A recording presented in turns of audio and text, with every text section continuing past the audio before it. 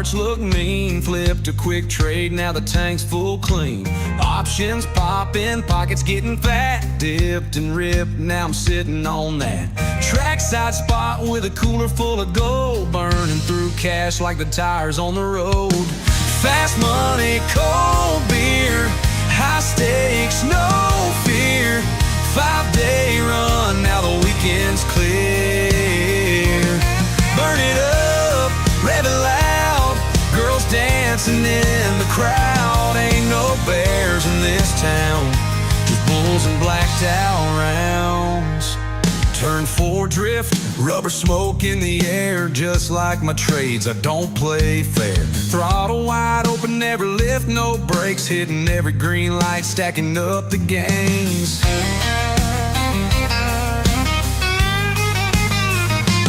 Pit stop quick, throwing racks on the dash. Fast life, fast cars, and a bag full of cash.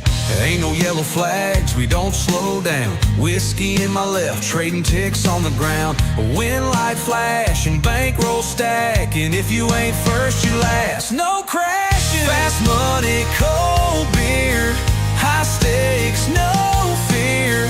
5-day run, now the weekend's clear.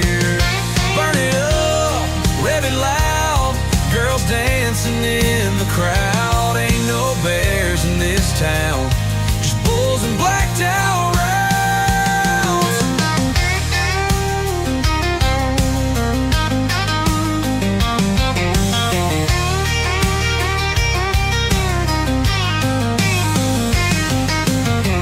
Fast money, cold beer, high stakes, no fear. 5-day run, now the weekend's clear. Burn it up, rev it loud. Girls dancing in the crowd. Ain't no bears in this town, just bulls and blacked out rounds.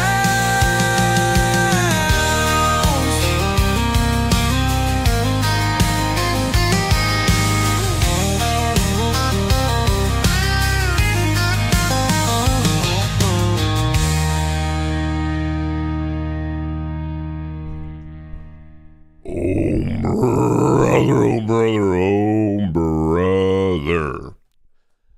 Buenos nachos, mi amigos. Welcome back to another episode of the Matt Kohrs Show, where you're Matt, I'm Kohrs, and together we are the show. It is a beautiful Wednesday, March the 5th, aka Tendy Making Day, which for any of my returning viewers, you kind of know that's every single day in here. So we don't really necessarily ascribe to the concept of the linear nature of time, because we just know every single day is a Tendy Making Day. It's bearish. I get it. I know everyone else you're looking at out there is buy the dip, buy the dip, buy the dip. We're about to rip, buy the dip. But you know who's been right this entire time? You know who's been crushing it this entire time? This guy with all of you guys. So let all these other people do what they want. Let them act how they want. Let them cover up their losses however they want. Let them be non-transparent. But we all know what's going down in here. We call out the levels before the market opens. All the trades are executed live. This isn't Monday morning quarterback, and this is the real deal. This is the real McCoy. The Goonies know where it's at. And it's for a simple reason. Goonies never die.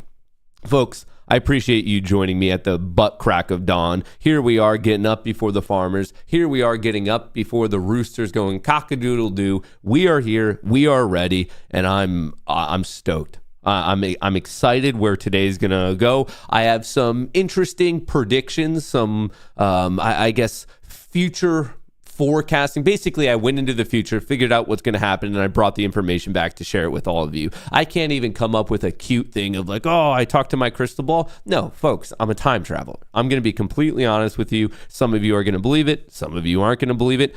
I went into the future. I saw where the market ended today. I came back in time right now to tell you guys what's going to be happening. So that's exactly what's going to be going on in this morning show. So we're going to give you a very quick recap of all the major political, economic, monetary policy news. Then we're going to talk about the market. Then we're going to talk about individual equities. Then I'm going to tell you to sign up for the Discord. Then I'm going to call out both GexSpot and Spot Gamma. Then I'm going to do a little bit of crowd work, a little bit of banter. Then the market's going to open. Then I'm going to remind you guys that I don't like to trade in the first 5, 10, 20 minutes. Then a nice trend is going to create itself. We're going to drop. We're going to have a little bit of a pop. As that pop fails, I'm going to go short. The market's going to vomit. I'm going to make about 60K, somewhere between 40 and 60K on my futures accounts.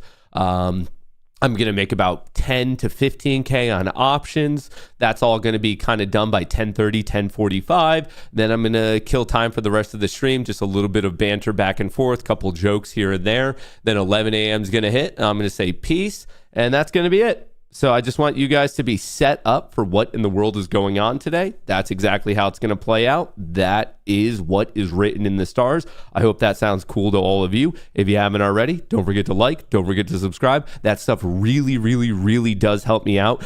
Every single day, every single week, my team and I were just talking about this. The outpouring of support that you guys have for us, really, we are seeing it in the metrics. So thank you, thank you, thank you. We're getting a lot more comments. We're getting a lot more views. We're getting a lot more engagement. We're getting a lot more reach. Like a mind virus, the Goonie community is spreading, and it's because of all of you and your appreciation for the worst trading show known to man. So from me, from the team, thank you, thank you, thank you. Truly appreciate it. And with that being said, let's get rocking on the day.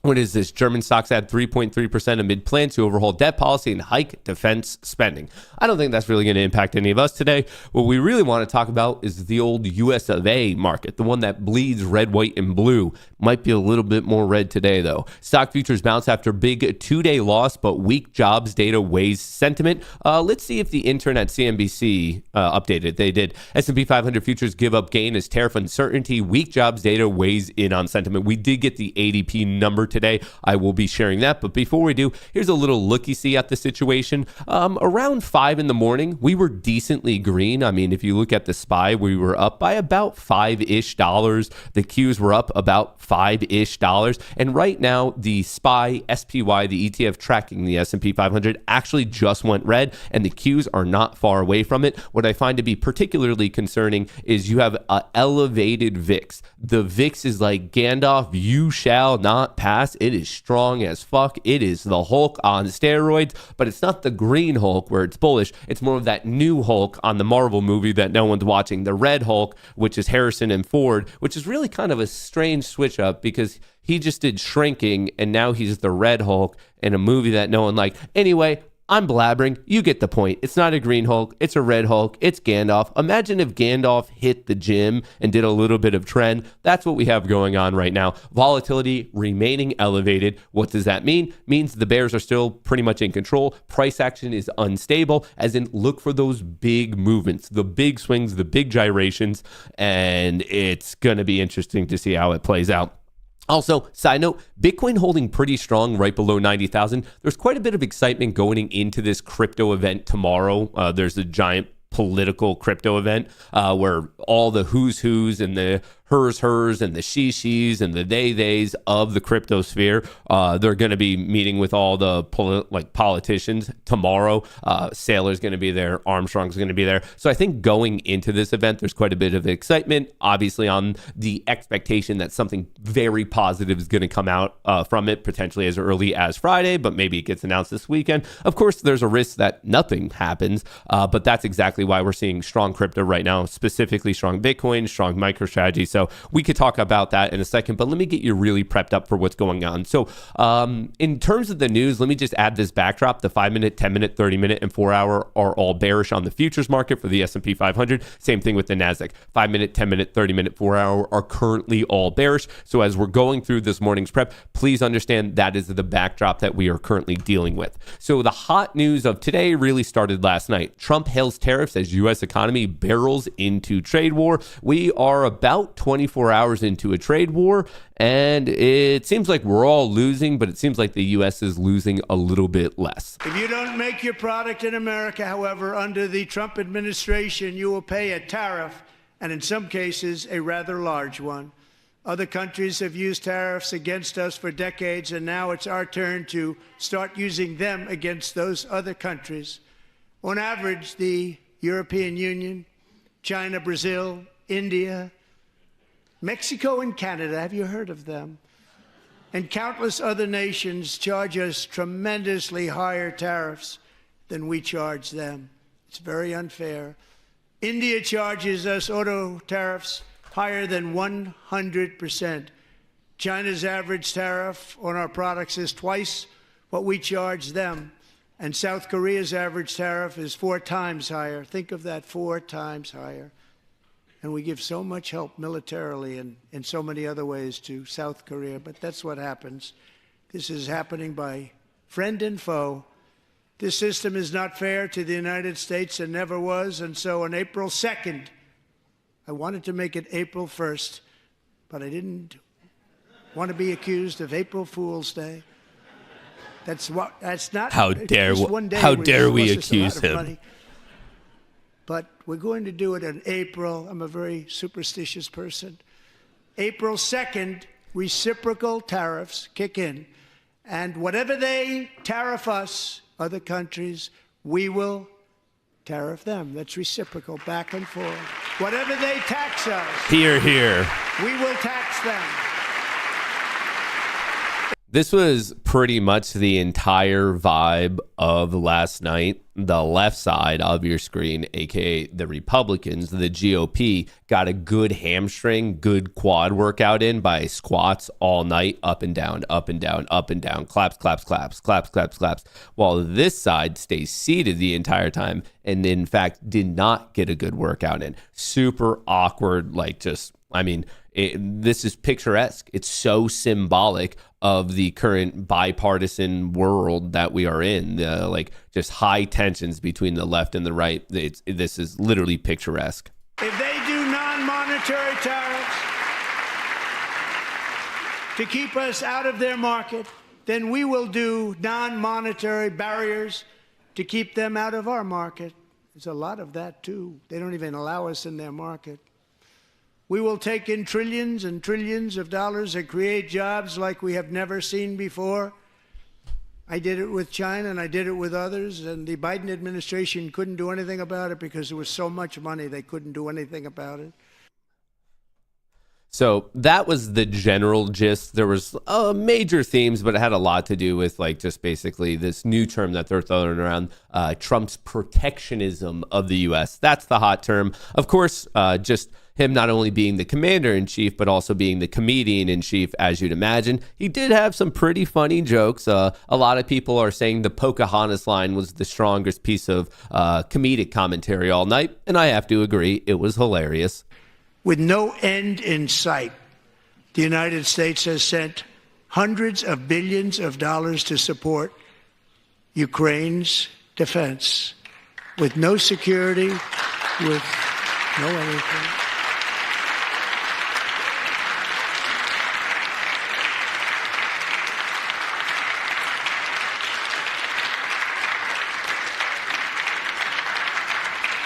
Do you want to keep it going for another 5 years? Yeah, you would say Pocahontas says yes.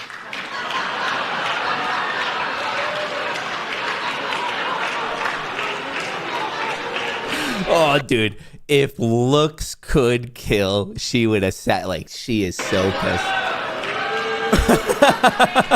2,000 people are being killed every single.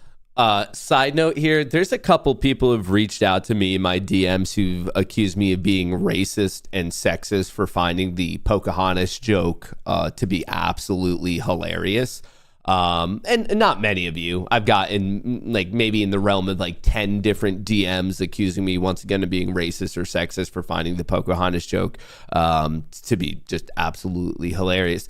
If any of those people happen to be in here right now, from the bottom of my heart, I just want you to know that you are an absolute pussy, because that is hilarious. It is one of the funniest things a politician has ever said or done. The whole Pocahontas thing and all the lore to the story behind it, it truly is like actually grade A comedy. So I know right now there's going to be the angry Karens just typing away, sending me a DM. And I just want you to know I really don't give a fuck. You can send it to the complaints department and we're going to get back to you in 2 to 4 business months. And we'll make sure you feel better about it. So just wanted to throw that out there of the old Pocahontas. And of course there were other lines in there, but TLDR, Trump says a quote-unquote little disturbance from tariffs is okay as markets reel from trade war fears. So what's kind of interesting is we had that whole conversation, the whole speech last night, and we kind of have this admission from the administration that, yeah, we get it. In the short term, it's going to be painful, but in the long term, it's going to be successful. The question is how short is the short term going to be? Because as of this morning, we do have some news. So about an hour ago, Lutnick, who is the U.S. Secretary of Commerce, this afternoon expect Canada-Mexico announcement. We're expecting that today. Breaking, Commerce Secretary Lutnick says to expect an announcement this afternoon on Canada-Mexico. Trump maybe will consider giving relief.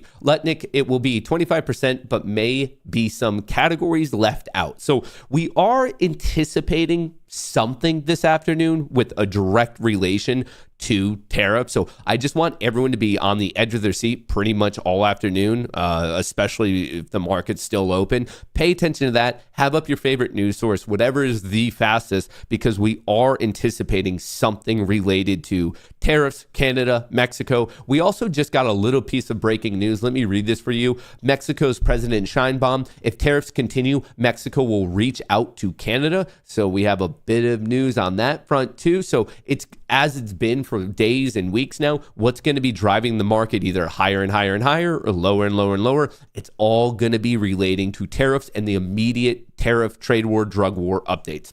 Trump could scale back Canada-Mexico tariffs Wednesday, according to the Commerce Secretary Lutnick. President Donald Trump will quote-unquote probably announce a compromise with Canada and Mexico as early as today, Wednesday, which could scale back his new 25% tariffs on top U.S. trading partners. So this in itself, it's a lot of shrugging. It's a lot of maybe, maybe not. He'll probably say something. We think he's going to say something, and it sounds like he was going to scale it back, but then as of this morning, no, it's still going to be 25%, but maybe it's not going to impact every category. Right now, in the world of uncertainty, this particular thing is very uncertain. So once again, I just need to call this out because it's going to be very impactful to your individual trading day success. As a day trader, 0DT trader, scalp trader, you got to be paying attention to this today. The comments came after the U.S. stock market limped to a close for a second day of sharp declines. The Trump administration enacted sweeping tariffs on Canada and Mexico imports after putting them on pause for a month. Now, remember, in about mid-March, about a week and a half from now,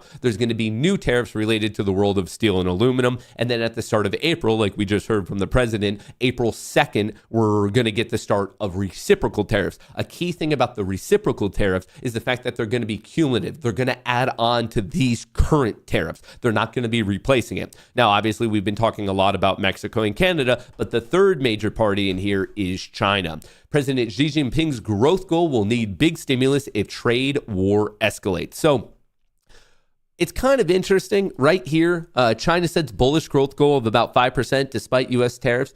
The chance of them hitting 5% growth in a trade war with us is a snowball chance in hell. It ain't gonna happen, Tonto. So they're not even success, like just to not completely stumble. Like I don't think it's appreciated enough here in the U.S., but if you do the way we do a fundamental breakdown of the U.S. economy, if you look at what's going on in China, it's not a good situation. They're on tilt. They've been on tilt. It's a fragile situation. And the last thing they need is Trump amping up tariffs, because clearly that's just going to put quite a bit of downward pressure on a country that it already has shadow banking issues, real estate issues, political discontent, like there's various things that have been going against them slowly but surely for a while. Population issues.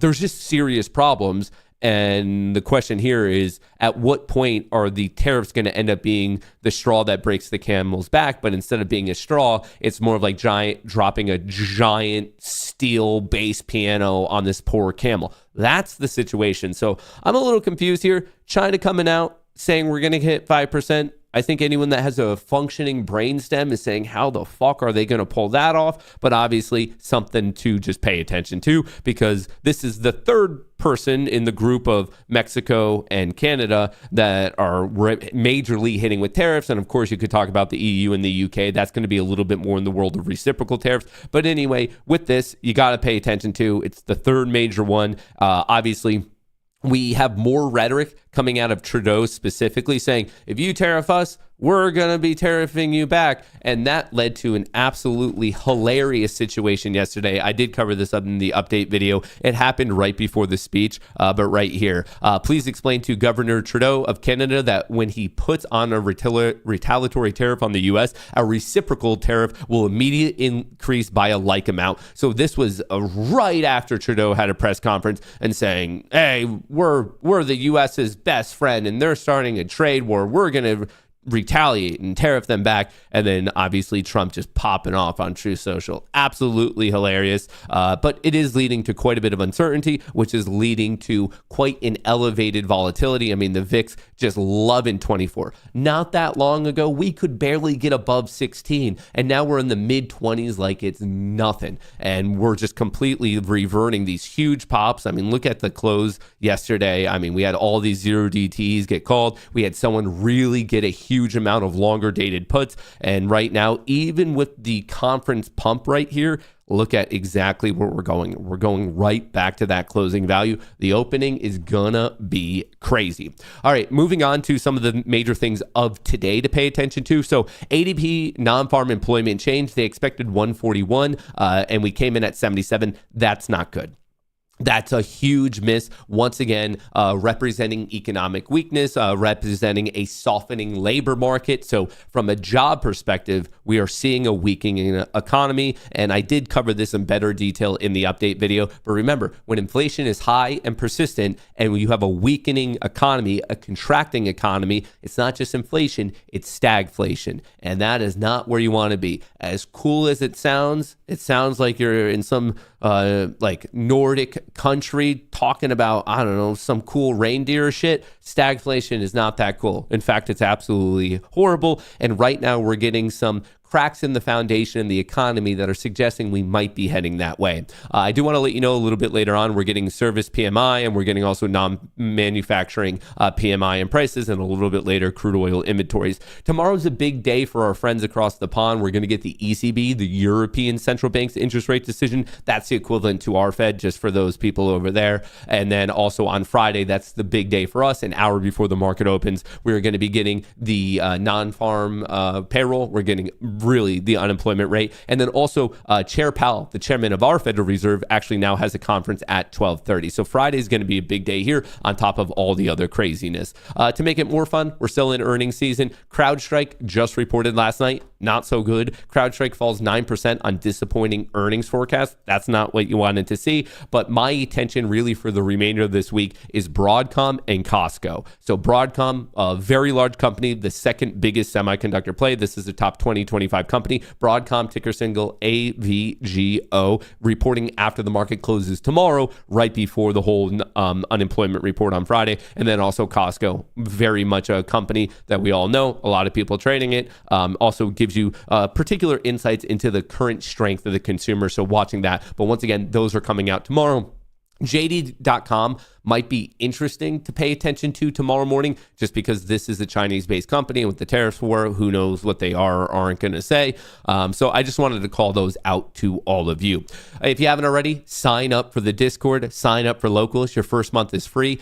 In the heightened volatility, I haven't been doing much premium selling just because it's not that advantageous when the VIX is so incredibly high. Generally, when you're getting a volatility steepening environment, it's better to be long premium. premium than short premium, which is exactly why, even though Piper's still firing, Piper fired off a 5 out of 5 trade yesterday, which at one point did not look like it was going to hit, but then because of this vomit right at the end of the day, Piper reigned supreme. So this returned $84 for every $516 cost capital requirement for the trade. Obviously, you could scale that up. I personally didn't take it because I've been going long premium. So right here, obviously, you could see yesterday locking in about 18,000. That's from my account. And just to show you guys in real time, the past week up about 80,000, 79.9. The past month up 139, and up the past 3 months up 152.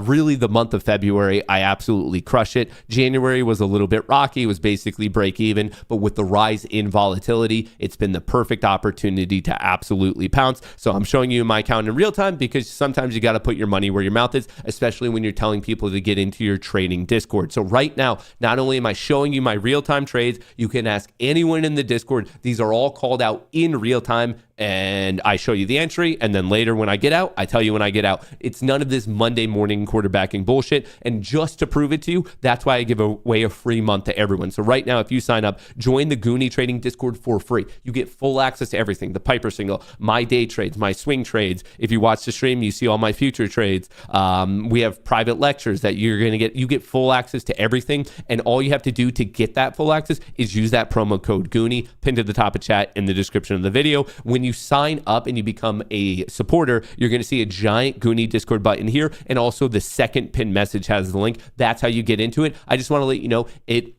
the database updates at the start of every new hour. So if you were to sign up right now at 9:25 and you sync your account, your Discord account, and your locals and basically follow these steps, you'll have access at 10 a.m. It updates at the start of every new hour. Now, if you're like, you know what, that sounds cool, but it's really not my style, there's still a lot of reasons to sign up for locals because there's still freebie things you can get without even being a supporter. All you have to do is be a member. A supporter is a premium member, but if you're a quote unquote normal member, you still get access to the Goonie newsletter, which comes out every single weekend. And I find to be the most valuable part about this is the seasonality. And it's on that note that I want to call out historically, as in over the past 27 years, the better part of 3 decades, this day is won by the bulls about 2 out of every 3 times. So the profit factor is 2.26, which makes the bias very, very bullish. Now, with that being said, it's not a guarantee. I'm saying 2 out of every 3 years, the bulls win. 1 out of every 3 years, the bears win. This day is generally won by the bulls. Obviously, take this into account. It might be representing tailwinds or headwinds for your particular position, but I do give you guys all of this for free, the individual day breakdown, and it's on, I should also let you know, tomorrow, Thursday, even though it's a 50-50 day, when the bears win, they win with much greater size, and then pretty much the same situation on Friday, but not so much. So for the remainder of the week, from a seasonal perspective, just talking about seasonality, by no means a guarantee. Wednesday is bullish, as in today. Tomorrow's more bearish, and then Friday is leaning bearish. On that note, I do want to give you these levels that I find today. I get a lot of questions. The most common question I get right now is, Matt, how do you get these levels and how do you get them so perfectly? It's the combination of spot gamma, which right now you can get 80% off of, like I said, pinned to the top of chat in the description of the video, and GexBot. These are the 2 tools that I use to monitor the options trading and movement throughout the day. Right now, if you use that link and the code Goonie on GexBot, you get 65% off, and on Spot Gamma, you get 80% off. This is the GexBot tool. This is obviously the Spot Gamma tool. It is these 2 tools that I use day in and day out to get these levels that have been working so perfectly recently. So once again, I use Spot Gamma and I use GexBot, both of which I highly recommend, both of which you can get fat discounts on right now. Check them out. My mod will drop the links in chat. They're also in the description of the video. But anyway, more important than that is for market open in about 2 minutes. So you have the high, the low, and the close of yesterday, the green, the red, and the white, and then the yellow/golden lines are the key option levels. So right now we are scheduled to open in the realm of 5783, which puts us right above the close. So right away, that's going to be an obvious support level. We're going to be watching that. Now, a bullish target, my first one is the key psychological and options level at 5,800. If the bulls get above and hold above that, we're talking 5,840. If they push above that, I'm watching the high from yesterday, 5,865. Now, on the other side, if we cannot hold the close from yesterday and we start to fail, I'm watching 5,750. That is kind of a psychological level, but more of an options level. And then from there, we have yesterday's low at 5,740. 5732. And then from there, my reach bear target is this 15-point region between 5705 and 5715. So the things I want to, there's two very extremely important levels. Captain Condor is back right here. Captain Condor, the call credit spread sold at 5840, i.e. why I have the 5840 tagged right there. And then the other level is the 5705. It's not 5700 flat, it's 5705. This is where Captain Condor is, and they are playing with size. This is 17,000 contracts. This is a huge, huge, huge position. So these are the ones. Obviously, I do care quite a bit of, are we above or below yesterday's closing value? 5,800, 5,750. Those are both very, very important psychological levels. We're seeing quite a bit of action there from the options market, but really Captain Condor is 5,840 and 5,705. So as of right now, I am leading a little bit more bearish just because bearish, bearish, bearish, bearish.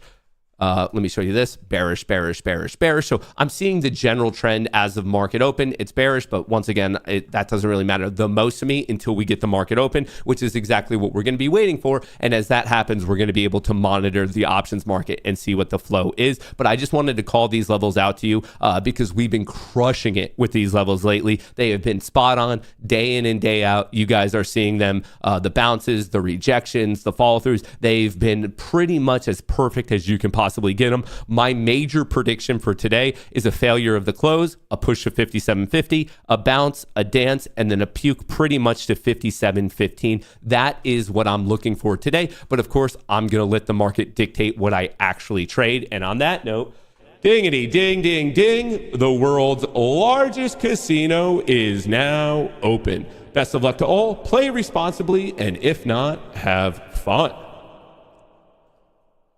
Remember, folks, you can't take it with you when you go. Watch for the VIX to start pushing above 25 because that could get absolutely gnarly. NVIDIA starting off with a decent day, up about 1%. Broadcom up about 2%. Tesla down a little bit. So Tesla getting hit right out of the gate.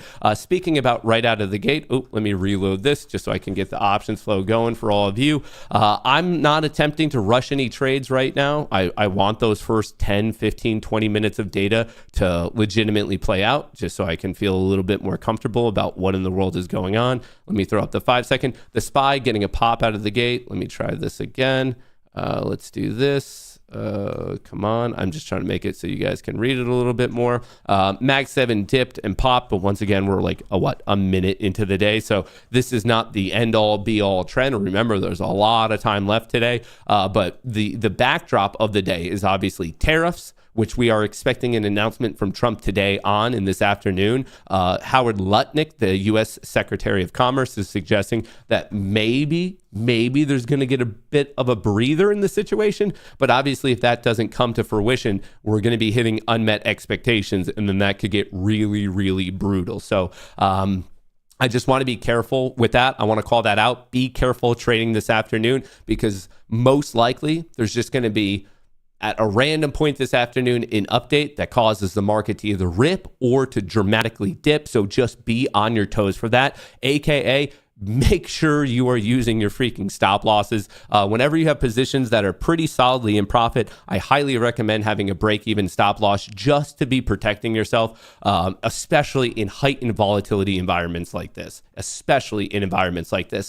the longer duration for my swing traders, obviously, if we take out yesterday's low of 572, the next support on SPY is 568. If you're looking at the Qs, we already hit this downside gap fill. If we take out yesterday's low of whatever the hell this low was of 587, 588, the next stop would be 584-ish. So just kind of calling out the major levels. Right now, Bitcoin is showing a decent amount of strength. It's holding that $90,000 level. There is excitement going into the Friday crypto conference with politicians and Brian Armstrong and Michael Saylor. So watching that. MSTR was crazy strong in the close. Palantir is actually getting clocked a little bit this morning. NVIDIA not looking the best. Tesla not looking the best. Coin not really looking the best. Netflix not doing anything. Broadcom tried to get going but couldn't find anything. Meta, everything is just this classic pattern of lower highs and lower lows. Oh, ASML had a decent gap up. Okay, so we're going to be watching all this, seeing how it plays out.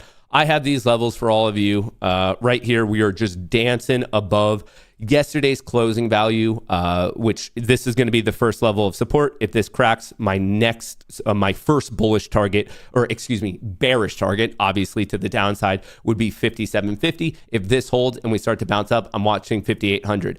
Bullish target number one, bearish target number one, and it's all going to be kind of decided of, are we going to hold the close from yesterday? Are we going to stay in the green territory? Are we going to stay in the red territory? I don't know. I can tell you right now, the trend is not that strong. Clearly bearish, bearish, bearish. Clearly bearish, bearish, bearish. Makes me think that the bears have a little bit more of control, and we're not going to be holding 57.788. That's the closing value from yesterday. The equivalent SPY level is 576.86. So I did mark out the closing value. So I'm going to be watching it. I'm not really married to either side right now. My bias is a bit more bearish because of what we're seeing with generic price trend. But what's the options flow look like? Let's go to the 30-second. Let's go to the 30-second. Mag 7, a little bit of a movement to the upside. Here's a more granular view, just starting to get clocked right now. Then if you look at the S&P 500, it did pop a little bit, starting to get a bit clocked right there. So just wait. We don't need to rush anything. We definitely do not need to be rushing anything whatsoever. NVIDIA started off green, got hit. Tesla started off red, trying to push. Do we have any exciting movers? VIX is holding steady at 24. Be careful about chasing anything to the upside right now. With the VIX at elevated levels like this, that is a dangerous game. With VIX levels this high, well, it makes the whole game dangerous, whether bullish or bearish, because we can get crazy moves. But it definitely means just chill. Just chill. We're seeing a decent amount of green right now. The question is, will it hold? Won't it hold? The S&P 500 is flat, so just be very, very careful. What do we actually have happening thus far today? Thus far today, longer duration puts were closed out, bought back. People are getting into longer duration calls. No one is touching the 0 DTE at the moment. So people are playing farther out than the 0 DTE. They're not picking the closest strike at this moment. Like I said, bullishness in the calls being bought, but also bearishness in the puts being bought. So little bit indecisive. I would say from an options flow perspective at this point, it does look like the bulls are a little bit stronger just because of the opening for the first 2 minutes, but since then it's flat. So a very indecisive trend. The Mag 7 is actually showing better strength. I mean, this one's a little bit more confidently to the upside, but it just actually took a big hit as I'm talking. The last 10 seconds, you see long, whoa, what the fuck is happening? Yeah, it's right there. 936 started to get fucking dumped. Oh, brother. Oh, let me switch this up. As you can see, I have not traded anything quite yet today. Would have been nice to take this breakdown at 936. That's a little early for me to trade only 6 minutes worth of data. So I actually don't mind missing it. But I did just want to show you I have traded nothing today whatsoever. I just want to make sure that my Apex copier is on. It is in fact on. I do not want to mess this up. So my goal on these take profit accounts is to just make $200 because that's all I need to make for these accounts to go from eval to performance. And then obviously on the Apex account, my goal is to optimize as much money as I could possibly make. So that's my goal for the two different types of accounts right now today. So waiting for that opportunity to potentially strike. Dude, that got murked on the Mag 7 right there. Just started to dump at 936. Interestingly, though, the SPY is still a little bit calm. So it did kind of go up. Also at 936, started to get cracked. Not as bad as the Mag 7. The Mag 7 got it was noteworthy. You have the NASDAQ dumped even earlier at 933. That's when the NASDAQ complex got hit. The Mag 7 still trending to the downside. The SPY is trying to keep things alive, but it looks like tech is a bit weaker. So what's going on right now is the SPY is attempting to have a fighting chance to hold this closing value from yesterday. But right now, tech is getting a little bit more clobbered. So that's the TLDR. Once again, we're not even 10 minutes in, so I would be careful with making such extreme extrapolations. But like I alluded to at the start, I'm leaning a little bit more bearish. If this doesn't hold, my first bearish downside target is 5750, which is actually not yesterday's low. It's about $1.50 above yesterday's low if you want equivalent levels on the SPY. So it's not, it's around, I don't know, it's just below 74 if you want equivalent levels on the SPY. I'd be looking for something just below 574, currently trading just below 577. So there's definitely some room there, but that's exactly what you get. I mean, the VIX is clicking up again. It's definitely ticking up again. Oh man, I missed that entry. That 536 entry would have been a beautiful one, but I don't mind missing it because it's kind of against my rules to trade that early. If I took it, obviously I'd be up right now, and maybe I could have taken it on the take profit account. But I still need to wait for some sort of a reversion, just because like in this environment, the swings are so freaking dramatic. I really need to, more than normal, have a high emphasis on my risk, because if you're protecting your risk, man, dude, when you catch one of these trends in your favor, it's so much freaking money. We're getting a pump right now. All right, here we are. The Mag 7 puked, not really that much of a recovery. The NASDAQ right here, getting a little bit of a pop at 938. And then the SPY, a big pop here at 938. More specifically, what was it? A lot of longer duration puts closed out. So this pop in the SPY right here that's happening in real time, it's not bulls entering the market. It's people monetizing their longer duration puts right here. This giant blue bar popping. Once again, it is not people YOLOing into calls. It is people closing out puts. We have some calls being purchased, but not on a 0 DTE basis. You have, once again, puts being closed. Now calls are starting to come in real time. Are we seeing a similar phenomena in tech? A little bit, puts being closed, and then on the Mag 7, the Mag 7, people are not touching calls. We're seeing much more of puts being closed out on this. So once again, just wait. You don't need to rush anything. You don't have to be so crazy. We know there's nice moves. We know we have nice range today. We do not have to get that wild with anything. I'm just curious because if this flow right here stops, oh, what do we have going on? So some 0 DT calls started to get bought exactly at 940. I know we have an announcement coming out at 945. We have whatever the non-manufacturing PMI and prices. So maybe people are attempting to front run that. With that only having 5 minutes to go, it's tough to trade right before it, but I guess if there's a setup, there's a setup. But I do see more options volume coming in right here. We're starting to peter out a little bit. It was a run from 940 to 940.15. There was 15 seconds of puts being closed and calls being bought, really sending the options delta higher, which we're obviously now seeing in price. And that led us up to our first bullish target. So how did this play out?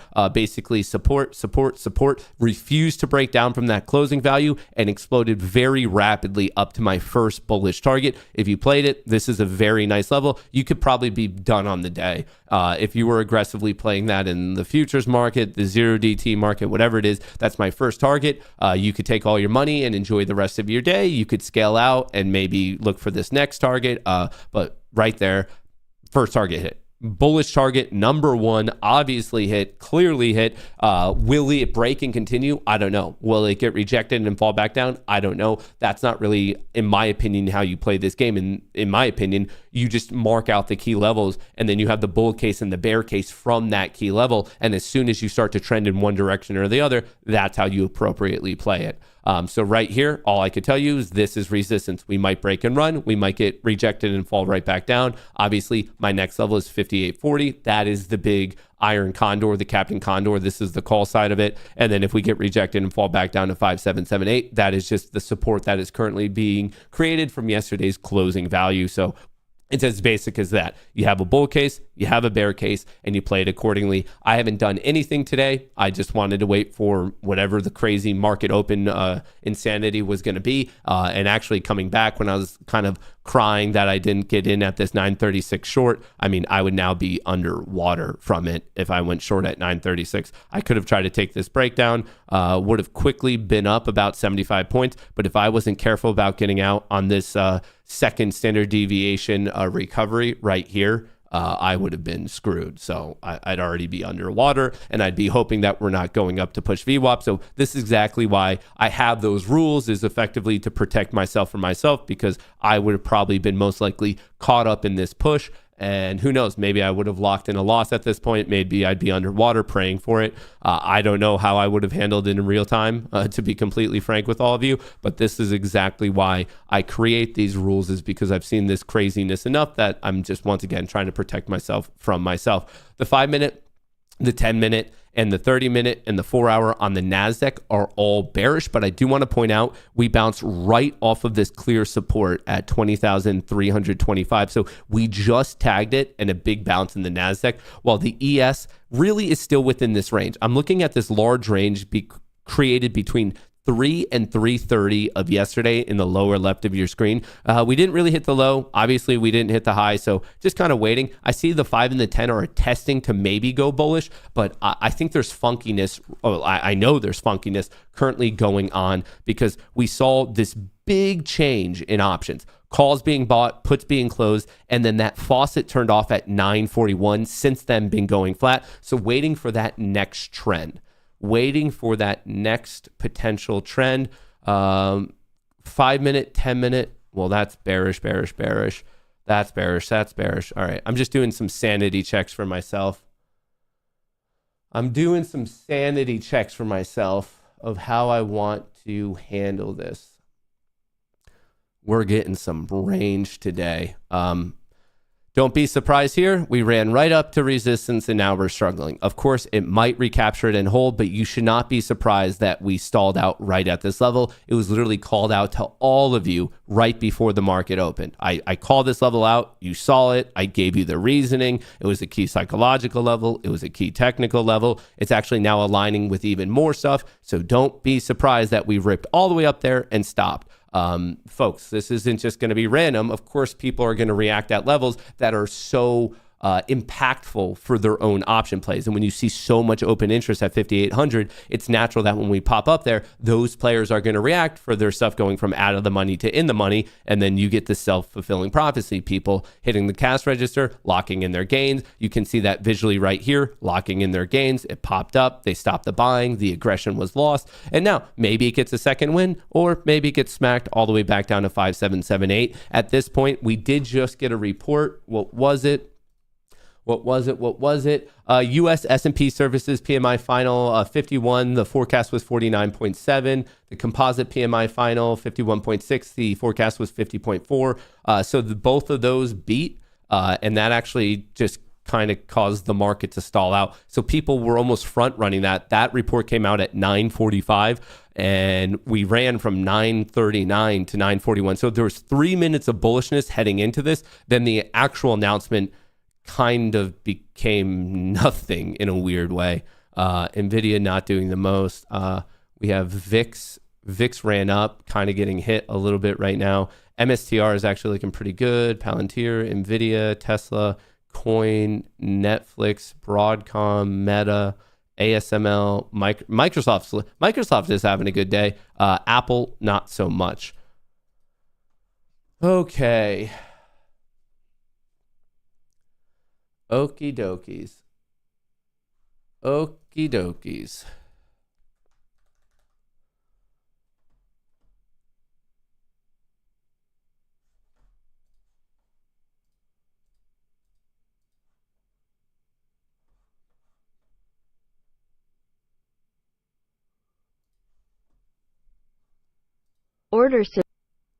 Order canceled. Shit. Wrong one. Order submitted. Fuck. Oh, no, that's the right one. What am I doing right now? Are those in a trade? All right, so these locked in, which was weird, but these are in a trade, so they're still actively in a trade. Okay, I see what I did. Order submitted. All right, let's see how this one plays out. I think I'm doing exactly what I want to do.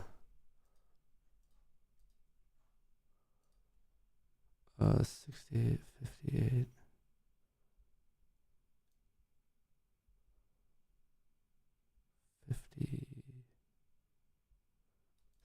Okay.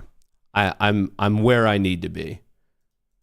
I need to trade the two accounts slightly differently just because of coming back to consistency rules. So that's why I have them in two different tranches. So yeah, have it where I want it. I'm taking a shot. I'm wondering if the options flow is actually going to turn over here. Like I said, it looks like we have a rejection at 5,800. When we get rejected at key levels, I look for the next support level, which is 5,778. So I'm attempting to play this back down to 5,778. If we bounce off of it. Order canceled. All right. So that should have locked in 250, 265, 265, 270, 270. Great. That locked in. These accounts are done. I just had to do that to get over the consistency rule. So I am done with all the take profit accounts. There's literally no advantage for me to continue to trade these whatsoever. So now we're back to just focusing on the apex. So these are locked in. All of these accounts. I think I just need to trade for 2 more days, maybe 1 day. I don't know. It's 1 or 2 days. And then I'll be able to move these from eval to performance. So I'm just trying to explain to you why I'm not trading them anymore, because there's no upside for me to trade them anymore. I hit the consistency rule. I hit the profit rule. All I have to do now is trade the appropriate amount. So that was my goal laid out for all of you beforehand, making about 1.2K. But now my focus is back to all these apex accounts, which are currently green. And my goal here is just to be the best risk manager that I can possibly be. And really, it all comes back down to, well, I'm basically break even. I'm looking for this push back down to 5,778. I'm going to set an alert there just so I know I can hear it. Well, it looks like we're about to hit it. Okay, I think we almost hit it on SPX. We're about to hit it on SPY. So here's what I'm going to do is I'm going to set actually alerts up for a new intraday lows, which we're close to. Maybe we're going to bounce a little bit early. My life would have been made much, much easier had we just vomited right through these levels. But hey, the market gods don't always necessarily want to give you an easy day, do they? Calm, cool, collected. Let's just do, if you're on the right side of the trend, your odds of getting lucky, your quote unquote getting lucky, are much higher. 5 minutes red, 10 minutes red, 30 minutes red, 4 hours red. 5 minutes red, 10 minutes red, 30 minutes red, 4 hours red. More importantly, the NQ is coming up and testing. I'm really fascinated with this range created between 3 and 3:30 of yesterday. We've been in that range. We almost tested it this morning. I'm looking to see if this range gets tested again. It's right around 20,000. We'll just call it 300. It's really like 320. I would love to play it down to that. I'm currently short at 70. So 70 down to 20, that's 50 points. That's $1,000 for me. So per account. So I would love if we could get right back into that range on NQ. ES is still very far away from that range. We're talking 5875 or 5768. So like I said, it's quite far away. But anyway, the 5, the 10, the 30, the 4, all bearish, bearish, bearish, bearish. So are all 8 timeframes I like to pay attention to for my day trading, my scalp trading, they are bearish. Okay, so that's my first sanity check. My next sanity check is the actual trend of the day. And you can see right, I did not mean to do that. My apologies. Let me get back into this. All right, we're bouncing a little bit. Where did this go? All right, all right, all right, all right. You can see the S&P 500 popped all the way up to 942, and since then it's just been taking a hit. Maybe it bounces from here. Maybe it continues down. All I could tell you is we were doing nothing. A bullish trend that just quickly got faded, getting hit. The NASDAQ popped, now going flat, not really moving. And then the MAG 7 was all right. A huge drop, decent pop, now going flat. So the only thing that's really trending, the MAG 7 and the NASDAQ are flat, while the SPY, huge pop, and it's just more of, is this a dead cat bounce or not? More information on this is since 944, people started buying puts again. And then a little bit before that, 9:42, people were monetizing those calls that they were buying for the couple minutes beforehand. So the call buying was very short-lived. It literally went from 9:40 to 9:42. It was actually, speaking of that, calls were just purchased in real time. But these puts are still pretty strong. So we're going to see which way this trends. Obviously, we came right back down to support. Technically, we didn't hit it on SPX, but we did hit it on SPY. So remember, when you're doing this type of stuff, sometimes it's a little bit more of an art than it is a science. We're not necessarily looking for the exact levels. When it hits the exact levels, obviously it's cool, it's fun. But right now, what you could watch is maybe this trend line breakdown. This actually might be an even stronger trade, is looking for that trend line breakdown on the SPY and the Q. So the trend line number itself will be dependent on how long it takes to get there. But I'm watching this very closely on the SPY and the Qs, because that right here, you could argue this is a bit of a consolidation. We kind of have higher lows and lower highs. We're not really trending on the 1 minute chart yet. Like I said, higher highs, lower lows, higher highs. We're not getting that. By definition, bearish trend is lower highs and lower lows. Bullish trend is higher highs and higher lows. Right now, we're just not doing that. We haven't made a fresh high. We haven't made a fresh low, which is why it might get interesting for a market structure shift if we take out this trend line. So that is what I'm closely watching on the SPY and also on the Qs. And clearly, I'm also watching that on my own position here. So I would love for that trend line to break. And I'm a little bit early on this trade. I thought maybe we would get a puke. Obviously it didn't happen. So it looks like we're really setting up for what I would consider the trade of the day to be if this trend line breaks. So especially for all of you in the Discord, you know exactly what I'm talking about when I talk about the trade of the day. It looks like we are currently setting up for the trade of the day right now. We're on the proper side of VWAP. You're getting that structural change right there. That was the trade of the day, going short at 50, risking this recent high. That right there, that was the trade of the day. I'm telling you guys in real time. If you're in the Discord, I know I'm confusing maybe chat a little bit, but one of the things we do in the Discord is every single day we talk about, based on the real-time information, not knowing where the market does or doesn't go, what was the trade of the day? Optimal decision making. Remember, all of this should be based on, did you make a good decision, not did you make money or not. If you make enough good decisions time and time again, that's how you make money. Remember, the quality of a trade should be based on the decision, not on did you make or did you lose money. So right here, in terms of decision making, this breakdown right here, I wouldn't give it an A+ setup, but I would actually give it this is like a minus, a B+ setup, going short right there, just because you have well-managed risk. You could either use 410, you could use 456. So it's a bit wider because the VIX is high, but hey, you're not going to be able to change that. But I strongly believe that this was going to be, I think by the time we get to the end of the day, talking about the MK impulse trading strategy, my own trading strategy, you're trying to catch the second wave of the first impulse, and by all things that is, it was going short right there at 954. Obviously that could be directly applied also to the SPY, but that's how I've made all my money this year. Basically, that's how I'm up over $100,000 on options. It's up how I'm up $1 million on futures. It's how I've been making all my money, is by looking for that exact setup on just differing time frames. Yes, what I just showed to you technically is on a very small time frame of 500 ticks, but this logic could be applied to anything. And now that I'm up money, 69, LOL.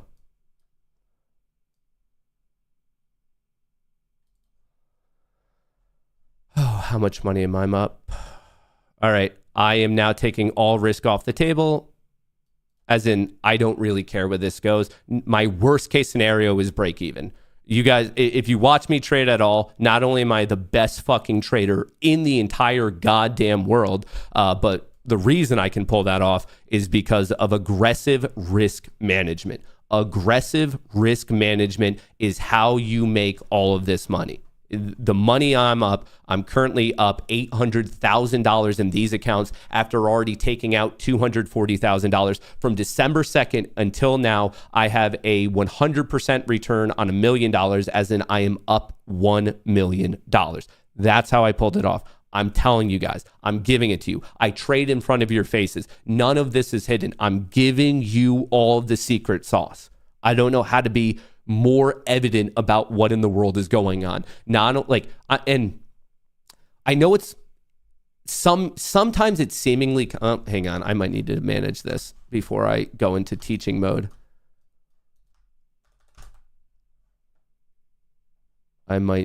Everyone, silence on the set. Silence on the set. Silence on the set.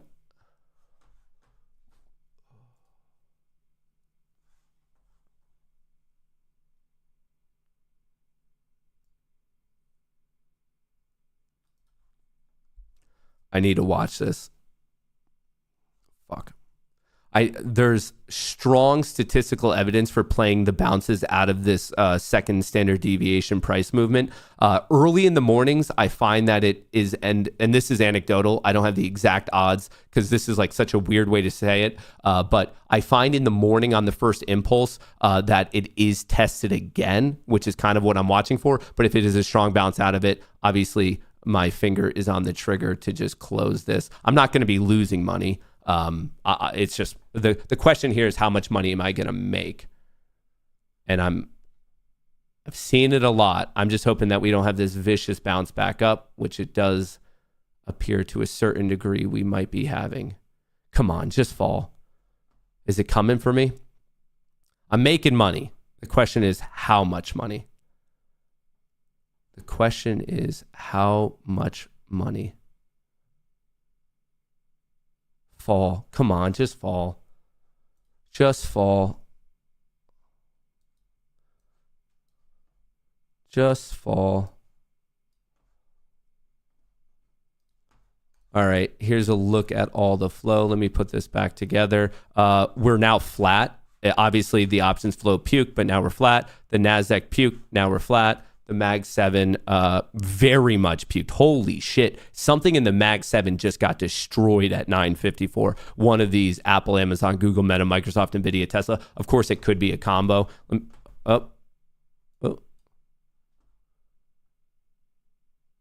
Order canceled. What? Did you guys see that?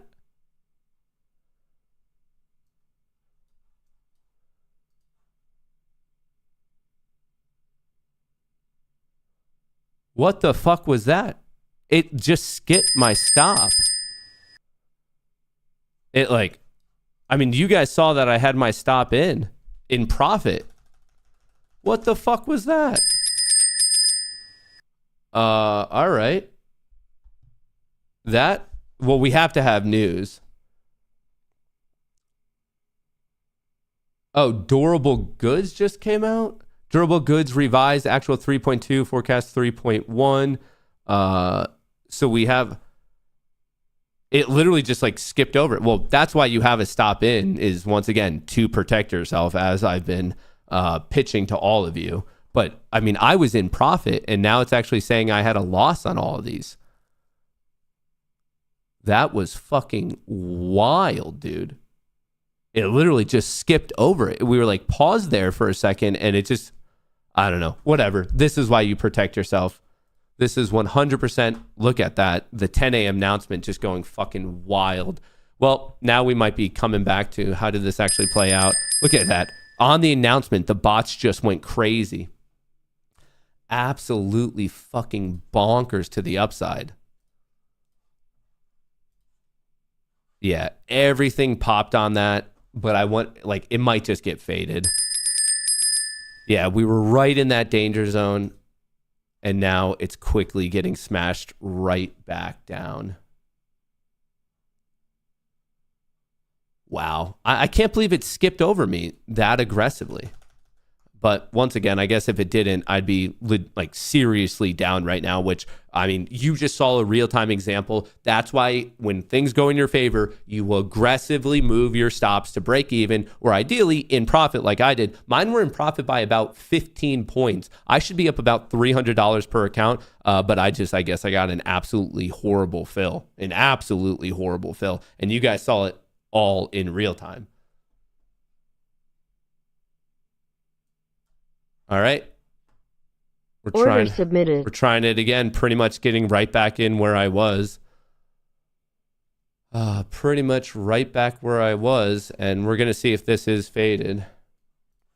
Obviously, I still have my risk, but I'm kind of looking at this. Let's go to the 5 second. I think I'm a little early to this, kind of thinking about it, so maybe I should be a bit more. All right, let's remove that. Let's remove this. We did make a new high there.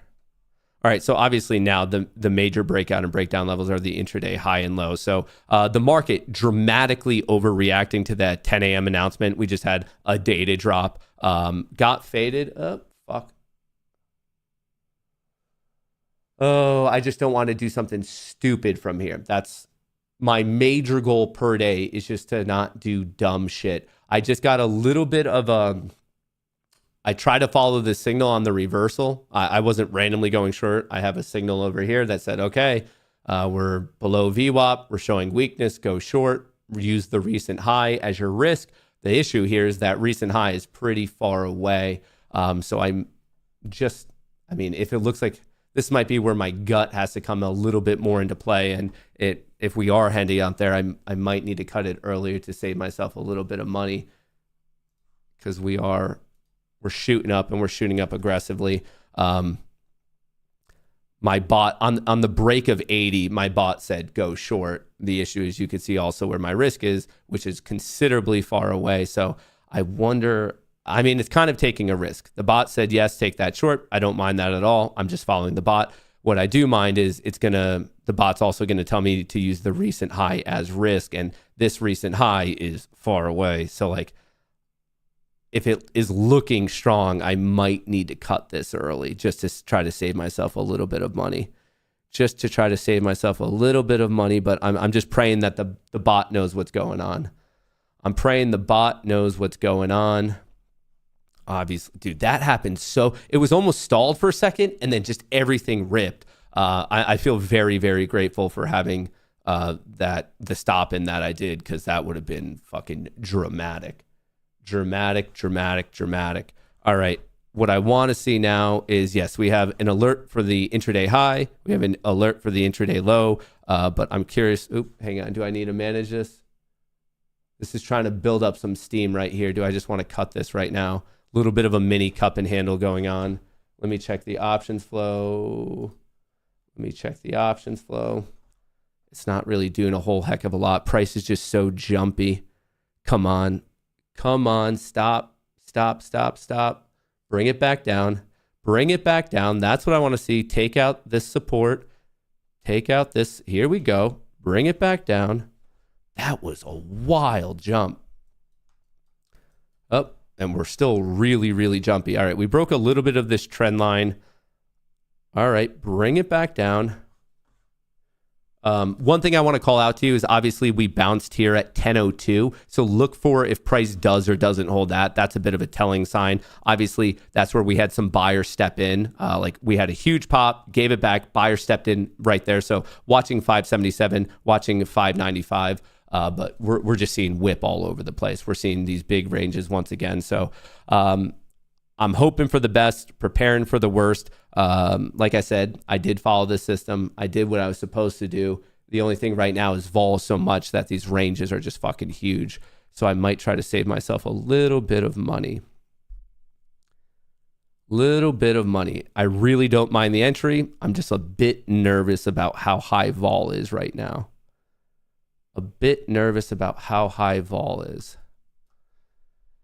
Oh, and all right. Do I want to save myself some money, or can I just get lucky? I'd prefer to just get lucky and for it to magically turn right now. I would much prefer that scenario. Is like just a lucky. Nope. Come on, a lucky turn. Can Matt get lucky? Doesn't feel like I'm getting lucky on this one.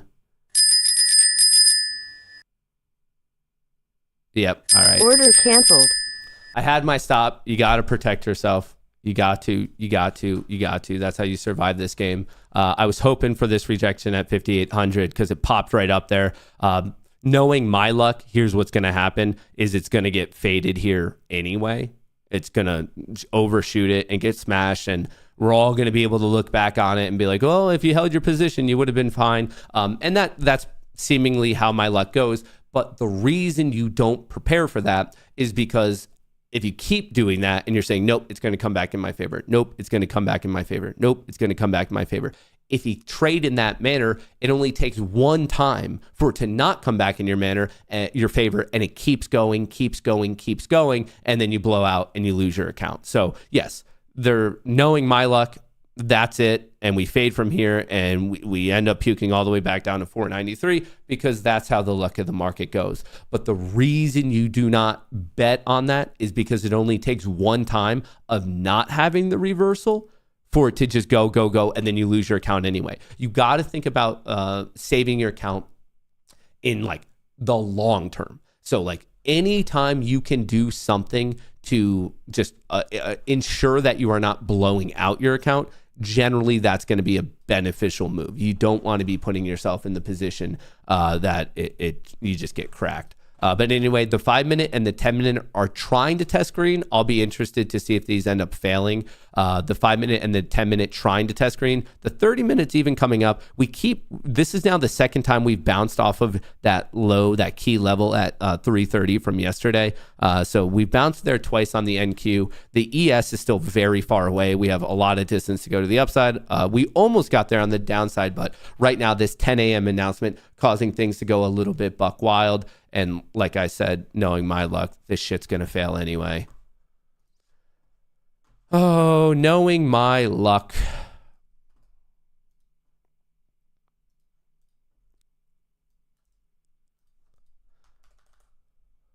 A little bit of a trend line breakdown, an overshoot of VWAP.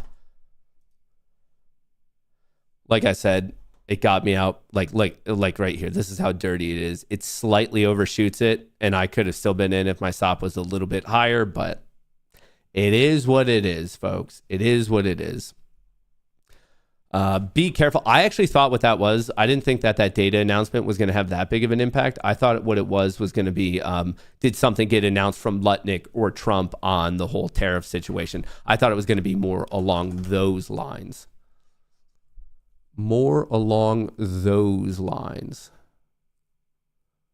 All right, and I'm just trying to be smart here. Obviously, I'm currently managing a loss. The goal here is obviously to just not go on tilt, as is pretty much always the goal. The goal is to not go on tilt.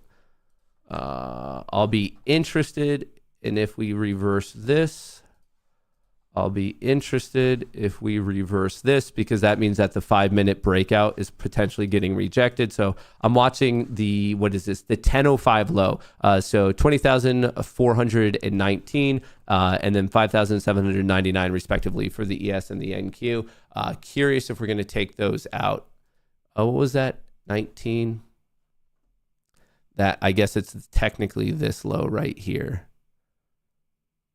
Are we breaking down at VWAP is the question. Remember, you never know where we're going next. You don't know if buyers are stepping in and are going to pump it. You don't know if sellers are going to step in and absolutely crush it. You don't know the next bar. So you got to play understanding that you don't have a complete set of information. What you do have is you have trends. You have option flow. You know your risk points. You know your reward points. Are things trending in your favor? And you have proper risk to reward. So like, obviously I had to protect myself. I'm bummed because if I just had my stop exactly at like 501, I would still be in it and I'd just be saying, oh, maybe it does break down, and I would have never had to realize this. But once again, it is, I'm telling you, in the moment, you want to hold on to that hot coal and pray that it breaks back in your favor.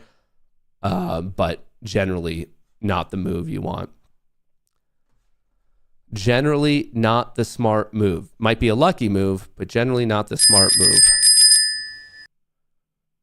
All right. Let me check the options flow on this. We did tag that.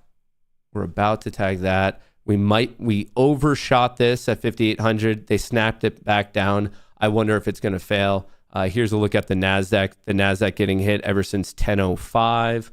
The Mag 7 turning ever since 10:08. We're getting a little bit of an upswing right now.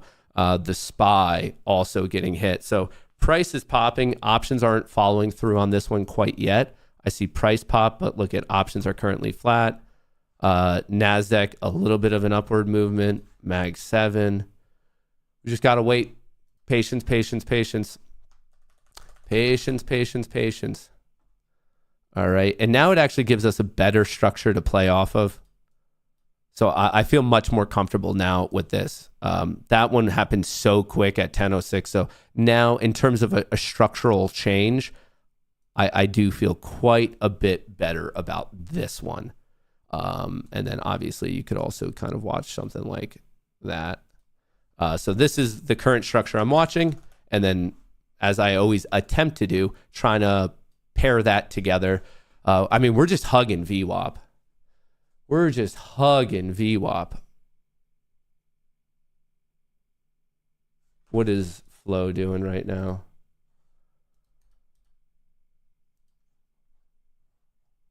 Flow has been trending down since 10:10. This is a tough one.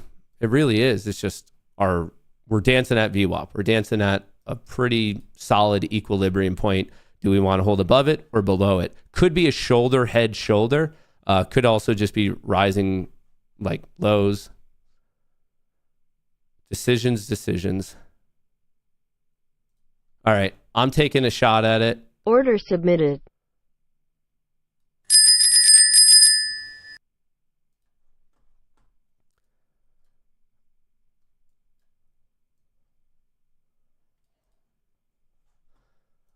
We'll take a shot.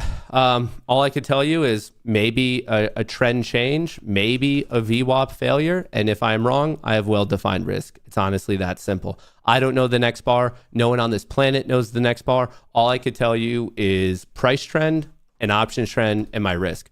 It looks like the 5-minute might be failing. That's what I'm playing. Obviously, if I'm wrong and it keeps going, that's where my risk point is. Same thing right here. Looks like it popped up, might be failing. I don't know. Looks like we might be failing at 5,800. I don't know the next bar. It could easily recover. And if it is, that's why I have well-defined risk. But the reason I had more confidence to play this particular idea of a failure is I see the Mag 7 tilting a little. I see the NASDAQ has been coming down. I'm just looking literally at the options flow. So I'm pairing together options flow with price and then also attempting to see if I could get in for minimal risk. And then from there, the die are in the air. And my job is to protect my risk and see if things break in my favor or not. I am a little bit hesitant. Obviously, I already locked in a loss on the day. So I would prefer to not take another loss. It looks like we broke down and now it's just kind of hugging it, trying to decide if we do want to hold this breakdown or not. So we're going to see how it's going to go.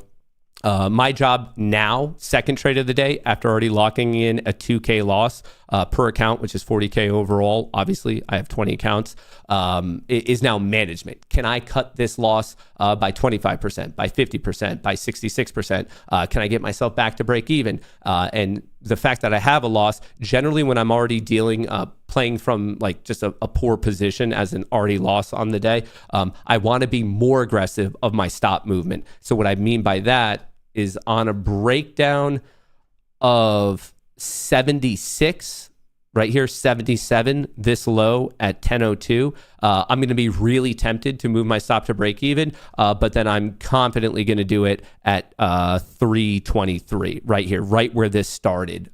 Basically, I'm looking at that reaction from the news. If price can revert all of the positive movement from the news, it tells you that the market doesn't agree with how we move. So these are the key downside levels. I probably should move to break even on the snap of 76. At that point, I'd be up about 50 points. And once again, just taking risk off the table when you already have a loss. But I'd feel way, way more confident about it if we get down to 24, because this huge bar completely reverted. So the market basically saying, no, we don't agree with how like the overall market reacted. So looking for this push, playing that trend line breakdown. That's the skinny on the situation. That's the skinny. Come on. What was it? Here we go. Okay. But see how aggressive that is? That's why I'm afraid to move the stop, because right now with elevated VIX, we can move 40, 50 points like it's nothing. And I'm torn. I'm torn because I know the VIX is high. I know we could bounce right back up and still be bearish, but I already have a loss. And the question is like, how much leeway do I want to leave for that to like potentially get worse? Your focus should always be on, if things go awry, how bad is bad? And right now, theoretically, it could actually get legitimately bad on me. I wish my life would just be just give me that puke. If it got a puke down to 23, there'd be no ifs, ands, or buts. My life would be simple. My life would be very simple. All right, at least I'm going to take some risk off the table. As I'm talking about it, I can't sit here and to all of you say, watch a risk, and then not move my risk at all. So right now I'm only risking 50 points, about 1,000. So if things go, the worst case scenario is it ends up being a 3.2K loss for me. And at that point, I'd probably throw the towel in on the day. I do think I'm reading the current situation right. I think I got a bad break with this 10 a.m. news. It seems as if it's being faded. So we took out that low. Remember, you want to see if we can completely revert how the market reacted right at that news. So I'm looking to take out the 10 a.m. low exactly from that minute bar. We might be finding support at yesterday's close on the SPY. We're right there on the Q. So the SPY and the Qs are both battling for that red-green move. Like I said, I think my first reading on the day, I think my current reading on the day is all good. I think I'm just getting kind of unlucky. Is it gonna, dude, I gotta take risk off the table. I have to. It's early. I'm being more aggressive than I normally am with my break-even movement. But like when you're already lost, when you're playing from not a good position, when you know things are fucking crazy, when you're potentially at support, I just have to. I have to. Like I said, my system hasn't called for it yet. My system is still saying give it a little bit more leeway. But in these environments, like we just saw at the 10 a.m. announcement, I think the people who survive, I think the people who are paid are the people who are aggressively managing their stops. So yes, it's very, very close. This could easily bounce back and knock me out. And I mean, if it happens, fuck it. But like, it's just, that's the right decision to make right now. I think it's the theoretically right decision to make. Trading wise, is that what's going to lead to money? I have no idea. I mean, even now it looks like it's coming back for me. I'm hoping I can finally catch a lucky break and it could just get smashed and I don't even have to worry about it. I hope I could just catch this vomit right back down to, I'm looking for this push down to 320. It's getting pretty close. And that's the trade-off, is when you aggressively move your stop, yes, you're taking risk off the table, but if you do it too early, there's such a high chance of you getting tagged out. So I'm taking that risk right now, but it is, I deeply believe that the fact that I've already locked in a loss on the day, I do believe it is the right move. I do. And we're going to find out if it's the profitable move, but I do believe it's the proper decision. Remember, the proper decision doesn't always mean you're going to make money. The wrong decision doesn't always mean you're going to lose money. Fuck. Come on.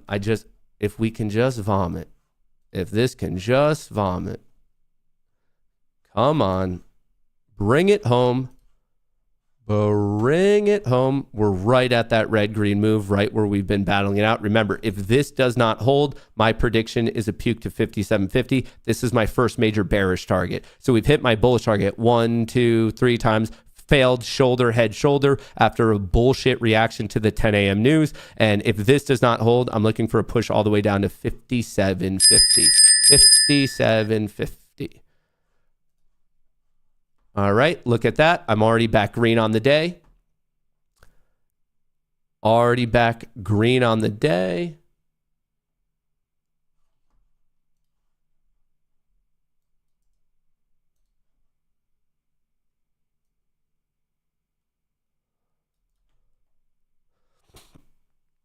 So this is my move. Like you could see, here's my total. So realized loss is 2K, unrealized gain is 1.8. So right around this region is where I'm break even.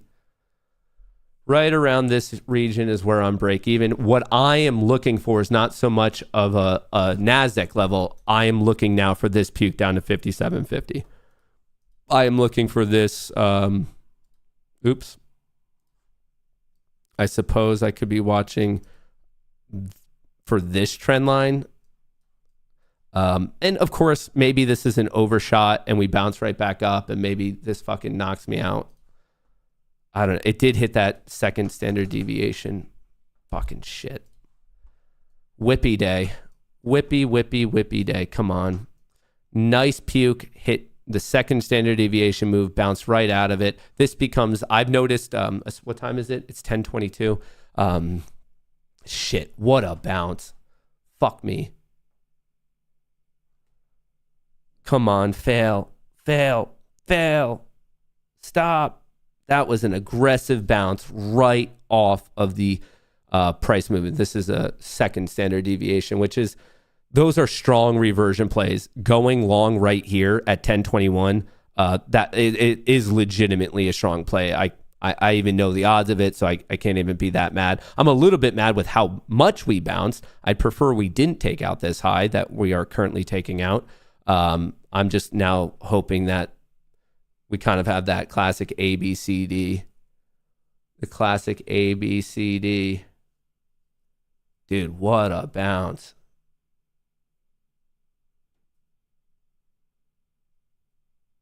What a bounce. Big vomit, big bounce. We'll see which way it ends up breaking. Hopefully it doesn't come for me. Right back up, trying to go green again. This is a big fight. This is the big line in the sand. Is the market going to be red or green? It almost just keeps getting pushed right back up to that. See this? The SPY puked, bounced right back up to it going from red to green. Same thing on the Qs. Hit it, got puked, pushed right back up. The market, when I say the market, traders, collective traders are very, very much saying, okay, do we want to be red or green on the day? Do we want to be red or green on the day? I hope it dramatically goes, obviously. But we're going to here watch. If you haven't traded yet and you're looking for a fun trade, watch for this trend line breakdown. Obviously, don't just take it willy nilly. You want to double check. All right, bearish. We don't really need that anymore. How's this going? Okay, it started to fail. A, B, C. Is D going to be up? Hopefully freaking not. Moving my stop even more. I don't know how much this is going to trend or not trend. Remember, I am currently attempting to dig myself out of a hole, so I need to be even more on the ball with my stop management. Oh, right here. I would love to take out 20,300. That's this recent low, and it also happens to be where the second standard deviation price movement is. Come on, let's take it out. Let's get a trend going.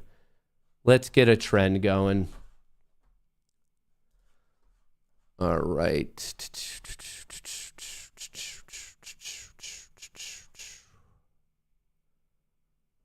I don't know what these are all about. What is this level? Whatever this low is, 20,324. So we'll just call it 20,325. The market is, I would argue, legitimately weak if we stay below this horizontal line. Roughly 20,325. So we kind of overshot it, bounced up. Watch for a failure at this level, below this level, which happens to be that 330 low from yesterday with all that craziness happening here. I'll show you in the futures market back here in the bottom left. It's that low. So like, if we can hang out below that, that's good, but it's now legitimately acting as support. And I think it's because enough people are seeing the exact same thing that we're seeing on those charts. They know that this level represents a potential real breakdown. So you're going to naturally have buyers there and shorts taking profits there. But let's see if there's enough selling momentum to actually break through this. And then from there, it'd be nice to take out the recent low that we just saw at 1021. So these are the two levels I'm currently watching. Come on, can I bring myself back green on the day? Can I bring myself back to green on the day? Here's a current look at the options flow, starting with the Mag 7. Pretty weak. Start looking at the NASDAQ. Pretty weak. Looking at the SPY. Not as weak, but trending down here. Maybe you guys could see it a bit better on the 30-second. Remember, I do all this flow work from Spot Gamma. You can get 80% off right now. I don't understand how people can trade without knowing the options flow. I use Spot Gamma, which you could use 80% off, and I use GexBot, which you could get 65% off. I use them in conjunction. Speaking of which, let's see the levels. So Spot Gamma is saying that their support at GexBot is saying that their support at 5765, and if we snap that, we're going down to 5750. So watch this 5765, which is kind of where we're at right now. It's actually aligning perfectly with this trend line. So this trend line is not only just technical support, but it also happens to be option support. And once again, that's being called out perfectly right here by GexBot. So I know there's support there in the short term. I'm also kind of paying attention to the Iron Condor player. Remember, that's all the way down at 5705. So that would be clearly my reach target. Here's how it goes for me is trend line. If that breaks, I'm watching 5750. If that breaks, I'm watching 5732. And if that breaks, if we take out yesterday's low, I'm then watching this 10-point region between 5705, 5715. That's my targets. Bear target 1, bear target 2, bear target 3. Those are my targets. Now, obviously, if we bounce off of this, back to bull target 1, which we've already hit, and then from there, if we take it out, my reach bear, I'm saying bear, but obviously to the upside, bull target 1, bull target 2. And let's see how this plays out. See how we're just dancing right around at that. Like everyone is just paying attention to that low from yesterday. Everyone is paying attention to that low from yesterday. Fuck. I really need that to fail. I need that to fail just to be able to get back to break even. My break even is about 10 points below it. Maybe I just take that and call it a day, just say, hey, man, I would be so much better off if like the market just didn't have such a bullshit reaction to that 10 a.m. announcement. I really strongly believe I was reading the market before it, but that's such a good learning moment for all of us. Even if you're reading things right, even if you're dealt pocket aces, weird things happen. So you can never be going all in. You can't just be trading without risk. Like it was just a random event, and the botch trading dramatically overreacted. And then by the time the market tried to sift through what in the fuck was going on, we came back to where we should have been. But had I just randomly held my position, I would have taken a big hit. That's exactly why, even if you're feeling the most confident, you never bet too much, you never overbet, and you also need to be protecting yourself. Quit, win, break even. Why would I do that? I quit, win, break even. I mean, I think that's a little bit of a loser's mentality. Like when things are finally going your way, that's when you're going to ditch. I don't agree with that. I mean, I'm laying out my levels. I mean, you could play how you want, but why would I not at least wait for the test of the trend line? It's one thing if we get a strong bounce off of the trend line. I agree there. Maybe then take your money. But if we snap the trend line, it's an easy puke all the way to 57.50. That's a lot of money for me. So why would I not at least wait for this to happen? I see no viable entry or exit at the moment. I need to let the price tell me what to do.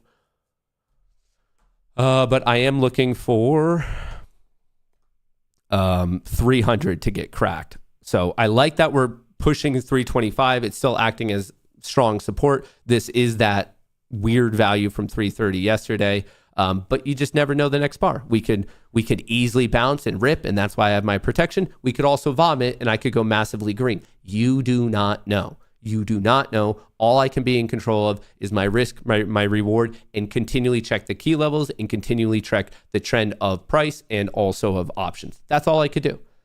That is 100% all I can possibly do.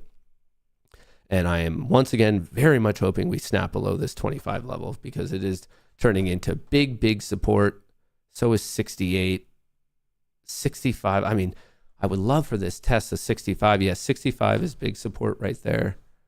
Let me reload this. Something's looking weird over here. Something's looking weird. State. All right, let's see these gamma levels. All right, there we go. Yeah. 65, big support, bouncing right before it. Unfortunately, it's catching a bit of a bid. What's the flow looking like? Yeah, over the past, it's definitely catching a bit of a, right here, the past couple minutes, the delta has been popping. More specifically, puts are being closed out. People are not buying calls right now. They're locking in their profits on puts. You're seeing the light blue and the dark blue, the 0 DT puts, and the longer duration puts. Yeah, people, shit. How's the vol level? Yep. So on the SPY and the Qs, we got a perfect trend line bounce. Not so much on SPX, but it perfectly bounced on the SPY and the Qs. VIX is hanging out just below 24. NVIDIA's choppy. Tesla's choppy. MSTR, Palantir. Where are our big boys? Microsoft, decent day. Apple, Apple's kind of getting hit today. This could be tariff related.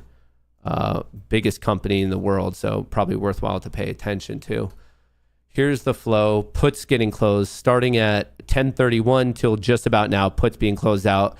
Someone bought calls but then quickly sold those in net. But I see options are now going flat, so we're now just in this indecisive zone. Oh, and literally as I say indecisive, we are bouncing. Come on, fail. Fail, fail, fail. Oh, I can't catch this lucky flush. Cannot catch a lucky flush.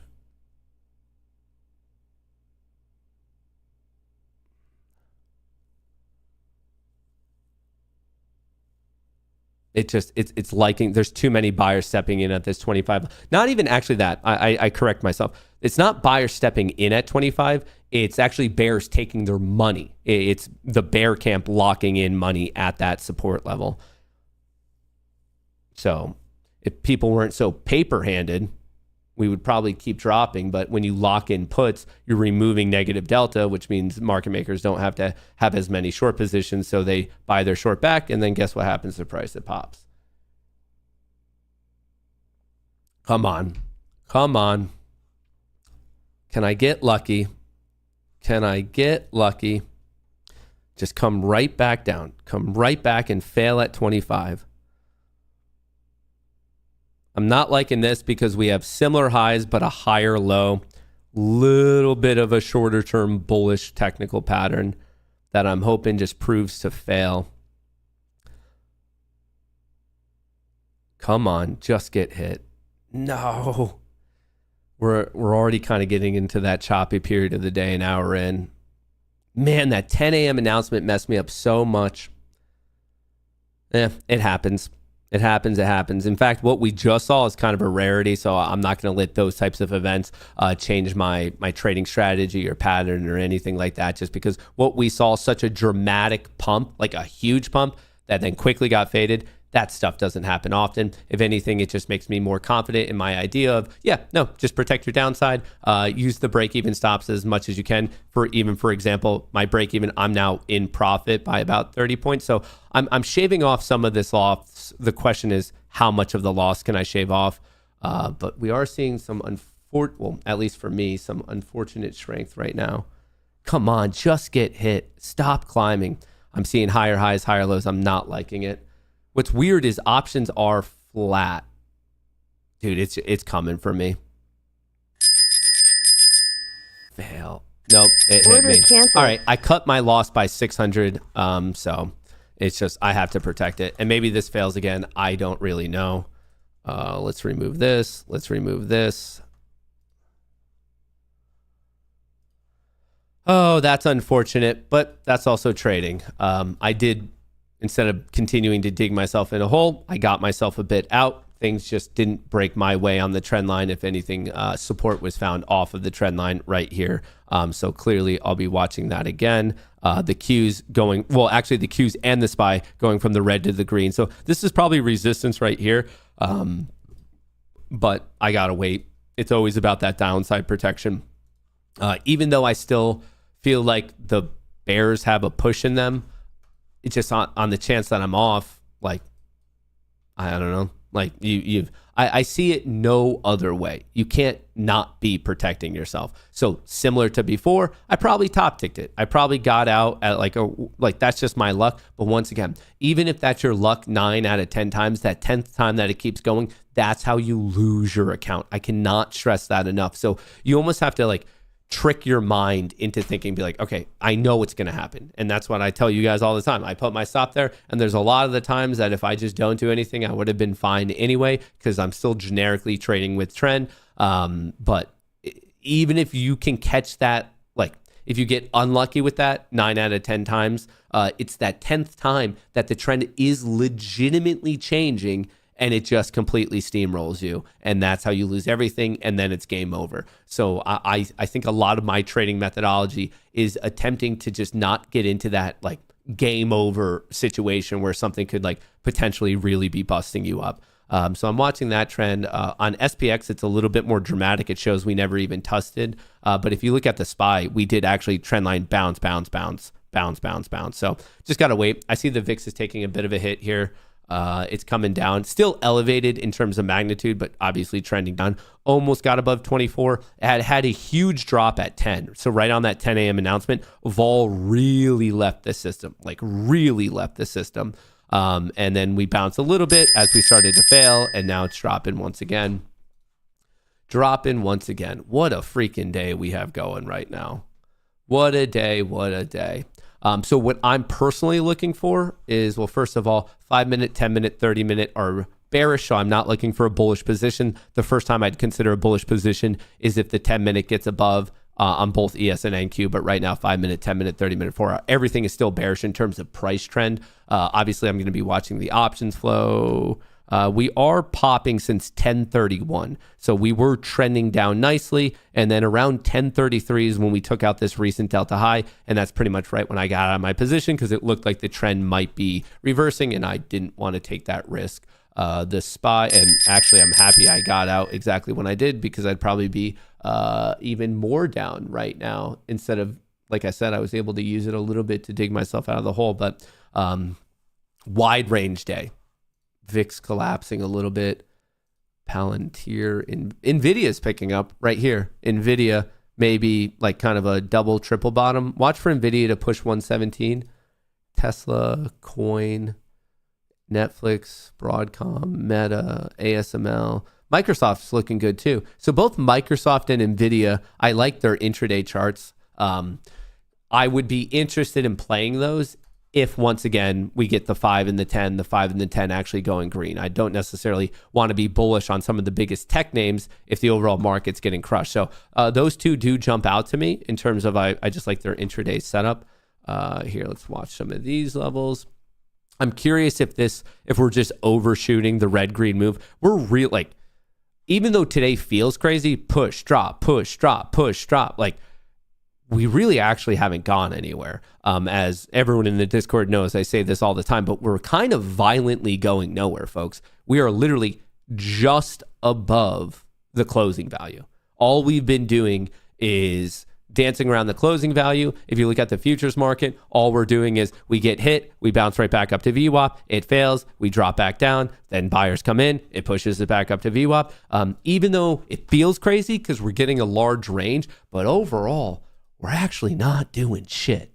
We're really not doing anything. And granted, I wish we had a nice trend because that's the easiest way to make money. But is it really that surprising when we're just kind of awkwardly waiting for any updates related to tariffs from Trump, which are potentially coming this afternoon? So like, if you really take a step back and don't get so like I guess crazy with the 15-second chart, the 1-minute chart, and when you're like, dude, these ranges are huge. The ranges are huge, but like we're ping-ponging back and forth. It's just we're setting up in a huge mean reversion environment.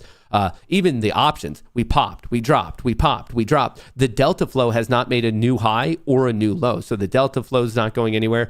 The Nasdaq did make a new low at 1028. And once again, I got out on this recovery. I was hoping for that delta flow trend to continue, but when it showed a little too much strength, I got out. Once again, I think that's just proper risk management, so I'm not going to say anything negative about that. The Mag 7, the all duration's a bit more negative. The ones for this Friday, it's flat. So not only in price, once again, I get that it's violent movements, but we're really just mean reverting from the highs and the lows, and it just happens to be a big range. And we're seeing that similar setup like in options world as well. So just wait for that opportunity. What I'm going to be watching for is a failure of, once again, this red to green move. If it goes green but can't hold and pushing back down, that would be aligning with a rejection at VWAP here, at least on the NASDAQ futures contract. So I'm kind of watching that. We're getting to the point in the day that I don't necessarily love trading, but maybe because we haven't had a big trend yet, maybe the big trend is coming later.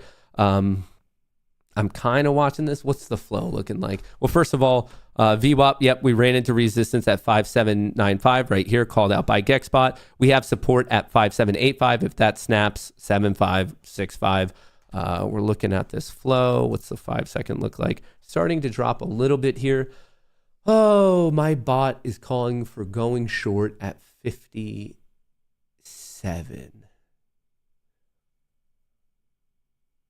Do I want to take this shot, or do I just want to end my day here and say that it's bullshit? Oh, decisions. What do I want to do? We're right back at this red-green move. We're right back at this green to red move, I should say. VIX picked up a little bit. Decisions. Are we going to go back into the red territory, test this trend line and break down? Or are we going to find support? All I could tell you is we have higher lows and lower highs, as in prices consolidating. We are not in a trending market. Obviously, we might break one of these at any moment and end up in a trending market. But as of right now, look at that. Look at that dramatic bounce right off of the close. We broke below it, whipsawed back up, came back, tested it, big bounce. Are we going to keep going, or is it actually going to fail? A good leading indicator would be the flow, but unfortunately today options flow is doing nothing. Nothing. Oh, it's moments like this that really kind of prove to you have to be a person who could put up with a lot of boredom and a lot of nothing to be a trader. Hey, Matt, I used to watch you like a year and a half ago. I had to take a little vacation, but I'm back. Good to see you. You're still at it, man. What's up from your new trading you're doing? Is this a form of trading or you're doing teachables? Let's go. This is trading on the futures market. Obviously, I still have my options trades and whatnot. But right now, I tried to trade a little bit of futures. I didn't see the best opportunities. I thought I saw opportunities and the market just didn't agree with me. But what's cool about this is I'm trading with someone else's money. It's called sim to funded trading. So sim as on a simulated account, fake money, paper money, not real. You take a test. If you pass the test, then you get a funded account. So you go from eval to a performance once in a performance account, which is once again what you get for passing the test.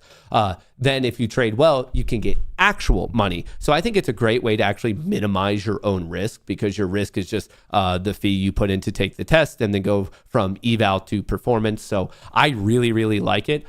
Right now, these accounts, from December 2nd, that's when I started these accounts, to this exact moment, the lifetime payouts, once again, from December 2nd till now, I've in my bank account gotten $240,000. Year to date, that's $200,000. So year to date, $200,000. And then if I include December, that's another 40 grand on top of that. So that's how much I've gotten paid out into my bank account. I've made videos on it. They're all in the description of the video. And I've been really, really enjoying it. So once again, it's a pretty popular field right now, or I should say it's growing rapidly in popularity, the sim to funded concept, where basically it's in between paper trading and trading your own account, I would say, because like you have some risk and you have some reward, but you're not risking your entire account. So like I would say it's right in the middle. And I think it's a very good stepping stone. When I first started trading, there was no such thing as sim to funded. You kind of go from paper trading right to trading your own account. So I like that this is like kind of becoming a very popular, like in the middle option, where once again, it's not your own fully funded account, so you're not risking everything, but it's also not a paper account where even if you do well, you get nothing. So I like that it's in the in-between. So what I'm showing you right here is I use Apex. That's the company I use. It's in the description of the video. I also use Take Profit. That's also in the description. Both of these are for trading on the futures market. There are other ones though for like crypto and options. I do have an options account as well, and that one's on Vanquish. I find that for SIMDA funded options trading, I like Vanquish the best, and all that information once again can be found in the description of the video. Price has done nothing. Shout out John Smith. Do I prefer selling or buying SPY 0DTs? It depends on where volatility is at. If volatility is low, and not, well, I should say not where it's at in magnitude, which direction is it trending? If volatility is trending down, I prefer to sell premium. If volatility is trending up, I prefer to buy premium. So it depends on the current trend of volatility. And if you look at the VIX, you can see recently we've had a nice trend to the upside. A nice trend to the upside. Man, price really doesn't know what it wants to do. The SPY and the Qs are hanging out barely in the green territory, but they're trying to decide what in the fuck is going on. What in the fuck is going on? Oh man, if the Qs break 495, that's probably an easy play down to the trend line. If the SPY breaks 576.90, probably an easy play down by about $1. So both of these have like probably an easy buck move. The risk reward's about a 1-to-1, so it's not necessarily something I love. But if you compare that together, the Nasdaq's starting to snap a little bit. The Mag 7 starting to snap a little bit. The SPY trending down a little bit here. Do I think that this is going to go? The Qs are back in the red, but who knows? That might be support. So like I said, bull target number 1, bear target number 1. We've already hit the bull target if you've played any of these closed bounces. If this fails again, obviously now because of how like price structure is setting up, yeah, you gotta watch the trend line, which we've been bouncing off of quite a bit. And if that doesn't hold, that's when I think it opens the door to this bear target one at 5750 on SPX. Here's a look at the flow. SPX starting to get hit. All right. Order submitted. We're back in it. Oh.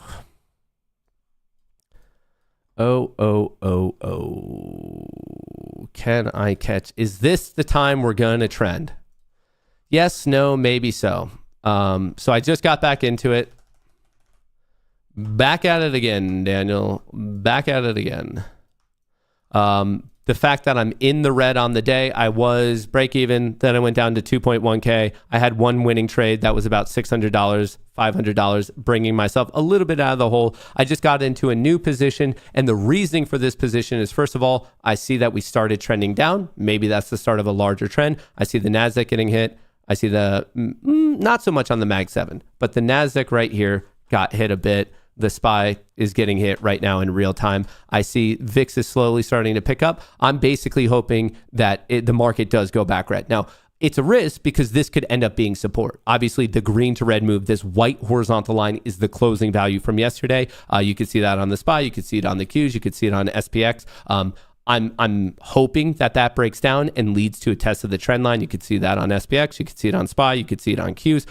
It's a risk, though. Of course, buyers might quickly step in there, and that's why I just want to be very mindful of the risk on my own position, and I'm just hoping that we get really no bounce back. I need to take some of this risk off the table. All right.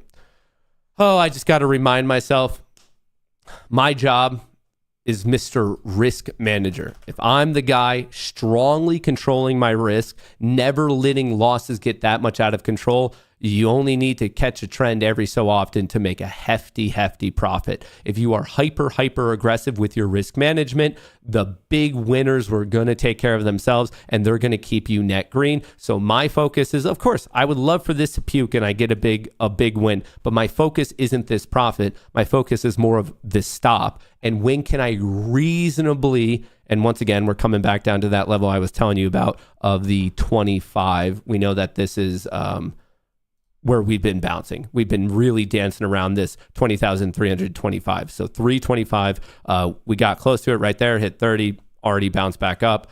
So I'm hoping it fails this time.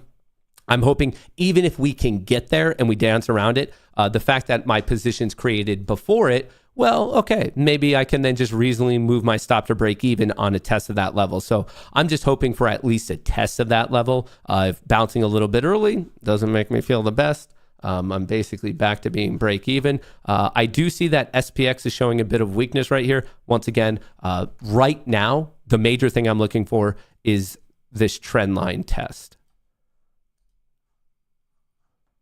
Trend line test. All right. And actually the Qs hit the trend line and are it might just be bouncing right off of the trend line. The trend line's a little bit different on SPY versus SPX. So it seems farther away on SPX, but in reality, if you look at it on SPY, we basically hit it and the Qs did tap it. And now fuck me. Yep. They try to push it red, bouncing right back. Fuck. Well, no follow through on that one. I got excited. I saw some weakness in options. And it just did not want to play ball. I mean, but they're not price is bouncing right now. Obviously, I see that. I'm not blind. We're bouncing back in the green territory. The market just does not want to let this trend one way or another. It really, really doesn't. Fuck. We're just not trending today.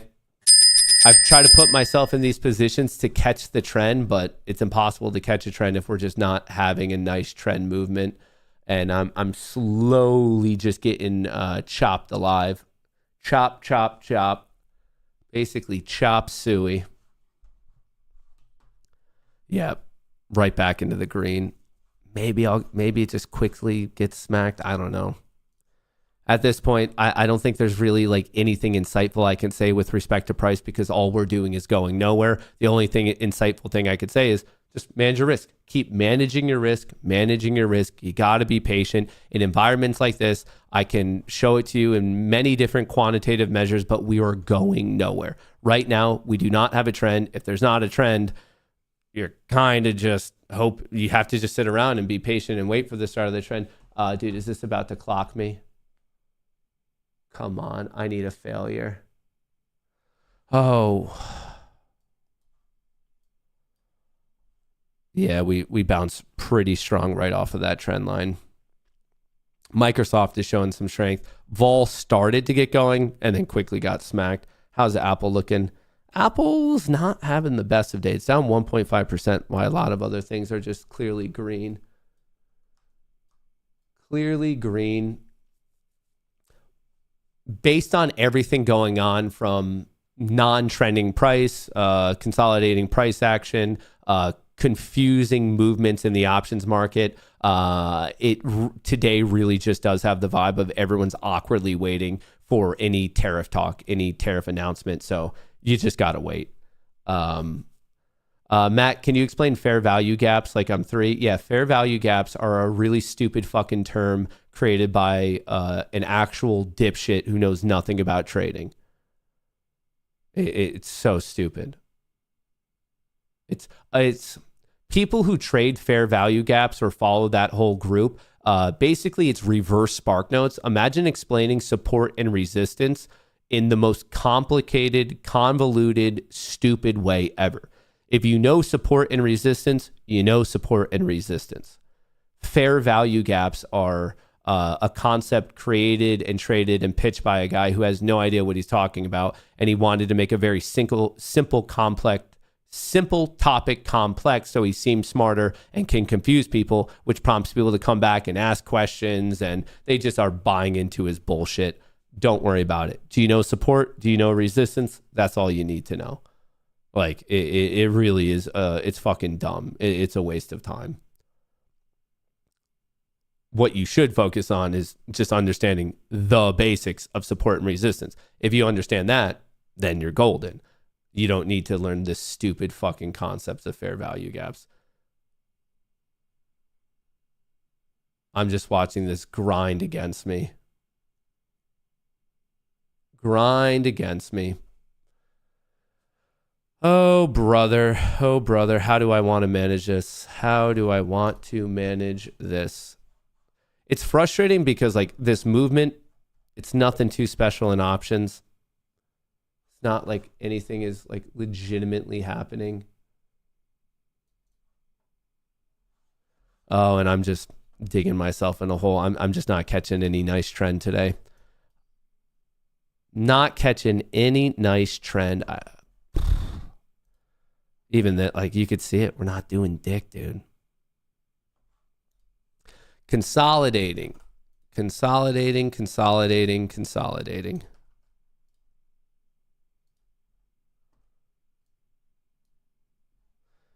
That's the structure you're watching. I'd be careful of playing the bullish breakout just because, well, I guess we're not breaking in any direction ever. Be careful with the bullish breakout, though, just because the trend is bearish. Now, if the breakout is strong, it actually could prompt the 5 and the 10, the 5 and the 10 to go bullish. So there's somewhat of a fair argument there. Obviously, the 957 and the 1027, those lows have been pretty strong. Like we have a lot of support coming in there. Functionally, the support is a bit more related to bears taking profits. It's not really bulls stepping in. So the natural buyer is not a bull creating a position. It's a bear getting out of a position. Looks like we might be attempting a breakout right here. Will it hold? Will it not hold? I have no idea. All I can tell you is that we're getting to the very, very boring trading portion of the day. Midday chop, I find myself like my trades would be way better off if I just never traded this midday session. I think the trade of the day is catching that morning movement, the morning trend. And then if you want, come back sometime past 1:30, past 2 p.m. and see if there's an afternoon push. But the midday stuff, it's so choppy. It's so horrifically choppy. Now, is that true for every single midday? No, of course you could find some examples, but is it worth it to find that some example where most of the days you're sitting there doing nothing? And if anything, there's probably a high chance of you getting yourself into a position that you should have never been into. So I'm not here saying that every single midday session is like bullshit chop. I'm just saying, since most of them are, is it even really worth your time? Even the SPY just everyone's getting screwed today. The bulls, when it goes, they get screwed. When the bears, they think it's going, they get screwed. Everyone is just getting whipsawed today. It's just people are putting their accounts in the wood chipper and they're letting it rip. So just, dude, this is a day where you wait for a strong break of this structure. Make sure that the options market is agreeing with you. Make sure that the price trend is agreeing with you. And then you let it rip there. And as always, control your risk. But this is insanity. No matter where we go, it doesn't matter if we go above or below, we are just forced right back to the closing value from yesterday. Until that changes, do nothing.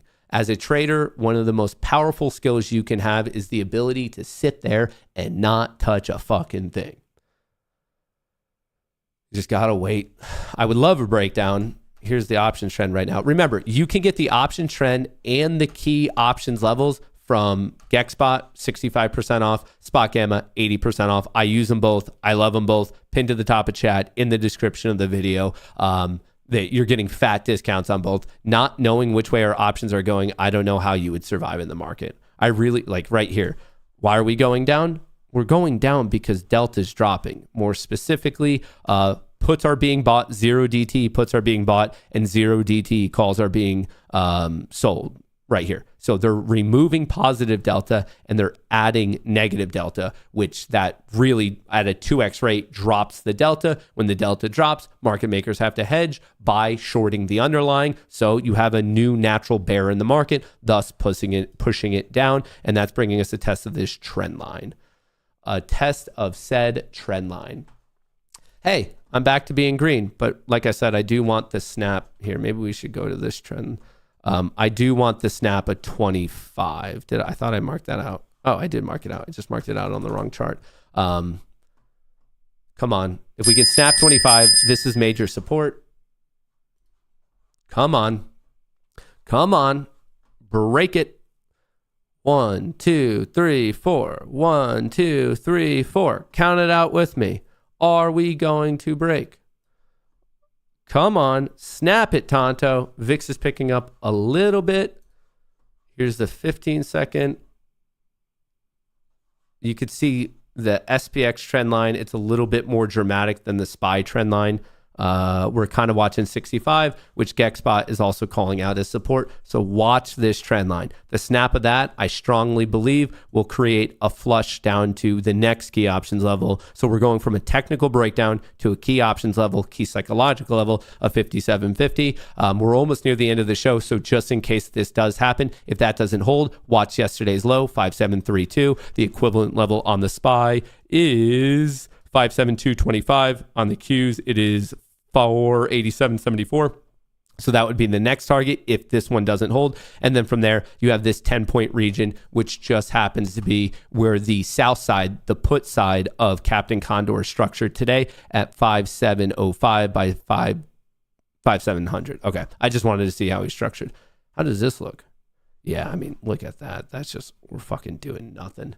We're doing nothing. Right now, we're finally seeing a little bit more of persistent weakness in the options market, which makes me think I might be on the right side of it because I do see these puts being purchased right here. 0DT puts are still consistently being purchased. We just ran into some support, which is what? It's just, we're coming back to this right here. We're just, does it break? Does it not? Your guess is as good as mine.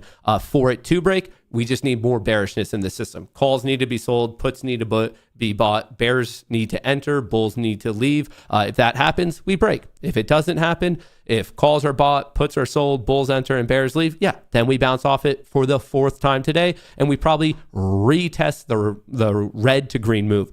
I'm hoping for a break. That's how I'm positioned. That's where I make money. That's right here. I mean, that's literally, I should take risk off the table. Fuck, how much? I'm just break even. Dude, right here. Where did we bounce that time? 41. I really just need this below 25. Like, come on. Come on.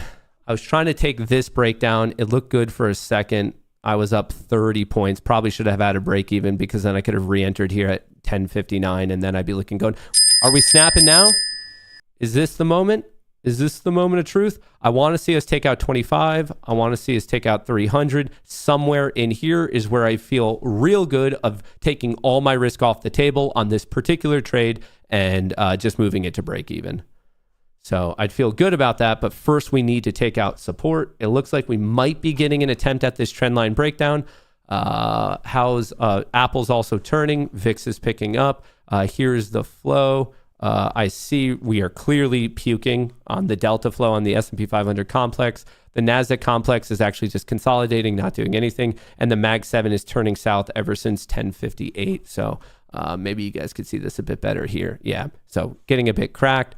The NASDAQ is very confusing. It's a consolidation between the 0DT and the all expiration. And then the SPY is actually dramatically getting hit right now. Dramatically getting hit right now. Look at that. The delta is getting real weak here. People are selling calls and they're buying puts. The options market definitely showing a bit of weakness. It still hasn't snapped this trend line though on SPX. It has snapped it on SPY, but it's now attempting to recover. Might be a brutal fake out breakdown, which would make me want to cry and scream in the shower, but I suppose that's just where we are at on the day. Well, anyway, this is what I'm watching. I gave you all the levels here. I'll put up the 10-minute so you guys can screenshot this. These are the levels I'm watching today. This is the structure I'm watching today. Obviously, if you want to track options flow, check out Spot Gamma, check out GexBot. They're both pinned to the top of chat. They're in the description of the video. 80% off Spot Gamma, 65% off GexBot. I use them both. I love them both. I couldn't imagine trading without knowing what the fuck is going on. Watch VIX. I kind of just had Apple up to have Apple up. I guess I know a lot of you guys are watching these ones. Equity movement hasn't been that much. Be prepared later this afternoon at a random point in time. We're probably going to be getting an update from either the U.S. Secretary of Commerce, Lutnick, or President Trump himself about tariffs. Maybe the Treasury Secretary, Bessent. I don't know. All I'm saying is watch for the technical breakdown. Pay attention to price trend. Pay attention to options trend. And most importantly, you really just, as soon as something goes reasonably in your favor, this is the kind of day where you don't know when something just randomly is going to get announced. So as quickly as you reasonably can, based on your own trading strategy, highly, highly, highly recommend moving your stop to break even. As always, I will be posting the results of my trades later today. Obviously, I hope this breaks in my favor. Right now, I'm currently down 1.6K locked in, but I'm up a little bit on this position. But based on the volatility of the market, who knows? This could dramatically go in my favor. It could also just absolutely eat me alive. So I will be posting that on Twitter later, as I always do. I mean, right here, if you go to my account, every single day I try to be as transparent as I possibly can be. 70K, 63K, 50K. I post the results every day. My trading strategy is posted in this video right here, the exact trading strategy that made me $240,000. You could watch that. It's 100% free. 40,000, 60,000, 20,000. So on a little bit of a run right now, and I'm hoping that the run can continue, but it's not going to be continuing if we do not snap this trend line, which is currently the bane of my existence. We are just not snapping this trend line. So I don't know. Like I said, I will post it later, the results of that. But other than that, we will be doing an update video later on. Respect your risk. Don't get caught up doing crazy trades midday. Pay attention to the news. But remember, it's all about risk management. That's what I have for you. I appreciate all the vibes. Shout out to Spot Gamma. Shout out to GexSpot. Highly recommend you guys checking those out. That's what I have for you. Like I said, we will be posting an update video after the market closes today, and then we're going to be streaming once again tomorrow morning. The major piece of news you have to pay attention today is we are expecting an announcement from Trump related to Canada and Mexico and the tariff situation at some point this afternoon. So make sure you have your alerts on for whatever your favorite news service is. And if you want to trade with me, check out the Discord. The first month is free. Just put in that code Goonie when you sign up for Locals. Once you're on Locals, you need to be a supporter, which is free if you use that code Goonie. That's how you get connected to the Discord. That's what I have for you. Peace, love, and empathy. Peace.